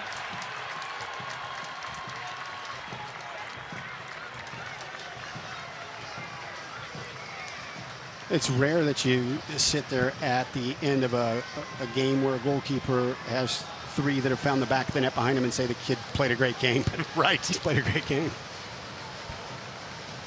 Now we look towards Jeremy Shear as to when he will look at his wristwatch to call this one a done deal. No glance at that wristwatch just yet. There it is. What a win. The Indy 11 continue to find a way. They have pulled 10 points out of 12 in 4 consecutive matches against likely playoff competition. And it is not often that you see a 3-goal lead evaporate and you still win the match. That's how it played out for the Indy 11 tonight. Neville Hackshaw with 2, Juan Tejada and Stefano Pino. Pino got the game winner, the reigning USL Championship Player of the Week. Your final score brought to us by Sherwin-Williams. Indy 11 4, Birmingham Legion 3. More than 25 locations across Indianapolis. Your neighborhood paint store is always there to provide the perfect finish. Maybe not how you thought it would play out tonight in terms of the number of goals and who scored them for the Indy 11, but clearly the home side and home fans will take the result as the playoff chances continue for Indy. The psychological gymnastics of this game were absolutely phenomenal. To go up 3-0, to concede 3 and lose what was you'd look at it and you'd say that's an insurmountable lead. You got that third one, you're in great shape. then to concede 3 unanswered, and then to have the psychological and mental toughness to put in that 4th one and grab the 3 points tonight was ridiculously impressive. Stay tuned to our post-game show presented by both your Central Indiana Honda dealers as well as Bet Rivers. We'll try to get as many goal scorers as possible on the show. We're going to be limited by time just because of how long this match it took to play out. We had nearly 14 minutes of added time between halves 1 and halves 2. We'll take a look around the USL Championship because, again, it's a long shot, but the Indy 11 are still in the playoff hunt by pulling 3 points tonight. We are now down to just 6 matches left to go in the Indy 11 season, as we'll show you the upcoming schedule as well. Smiles being shared by players on the pitch. The smile's a bit brighter for the Indy 11. They score 3 in the first 30 minutes. They see Birmingham score the next 3, but the last laugh of the night belonged to Stefano Pino and the Indy 11. 4-3, the final in Indianapolis tonight. Stay tuned. Post-game coverage comes your way next here on My Indy TV and ESPN+. This copyrighted telecast of the United Soccer League Championship cannot be retransmitted, rebroadcast, or reproduced without the expressed written consent of the United Soccer League Championship.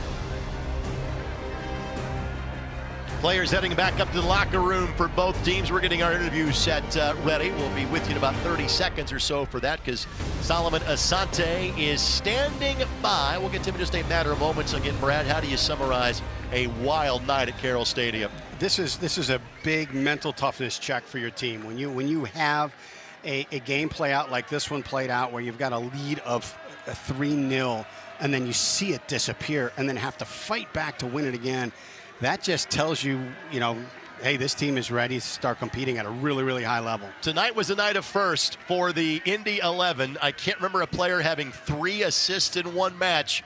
The guy that just pulled that off joins us now in Solomon Asante. Solomon, I know you got a lot of miles in those legs after tonight's match. We'll try to make this brief. My friend, congratulations. Just your thought with the 4-3 victory. Thank you. Thank you so much. It's not easy, we had a very tough opponent, and it was a very difficult game. But we stick to the tactics and the plan, and we respected the tactics very well. And, I'm best in assists, so There's no doubt about that. Well, let's talk about those first two you had, because it was the same play twice. Corner kick, finding Neville Hackshaw back post. What was going through your mind as you sent those balls in towards Neville? Yeah, yesterday at practice, you know, we practiced this like for 10, 15 minutes, and I was always giving him the pass, you know. So I knew it would happen. Yeah, and then when it happened, I was very happy, you know. Talk about the first half, the first 30 minutes, Indy 11 could do no wrong. Everything was falling into place. Last 15 minutes kind of got away from you a little bit, where you go into the locker room, you're up 3-1. What was the conversation? What was the mood in the locker room at halftime? Yeah, you know, when you are up by 3 goals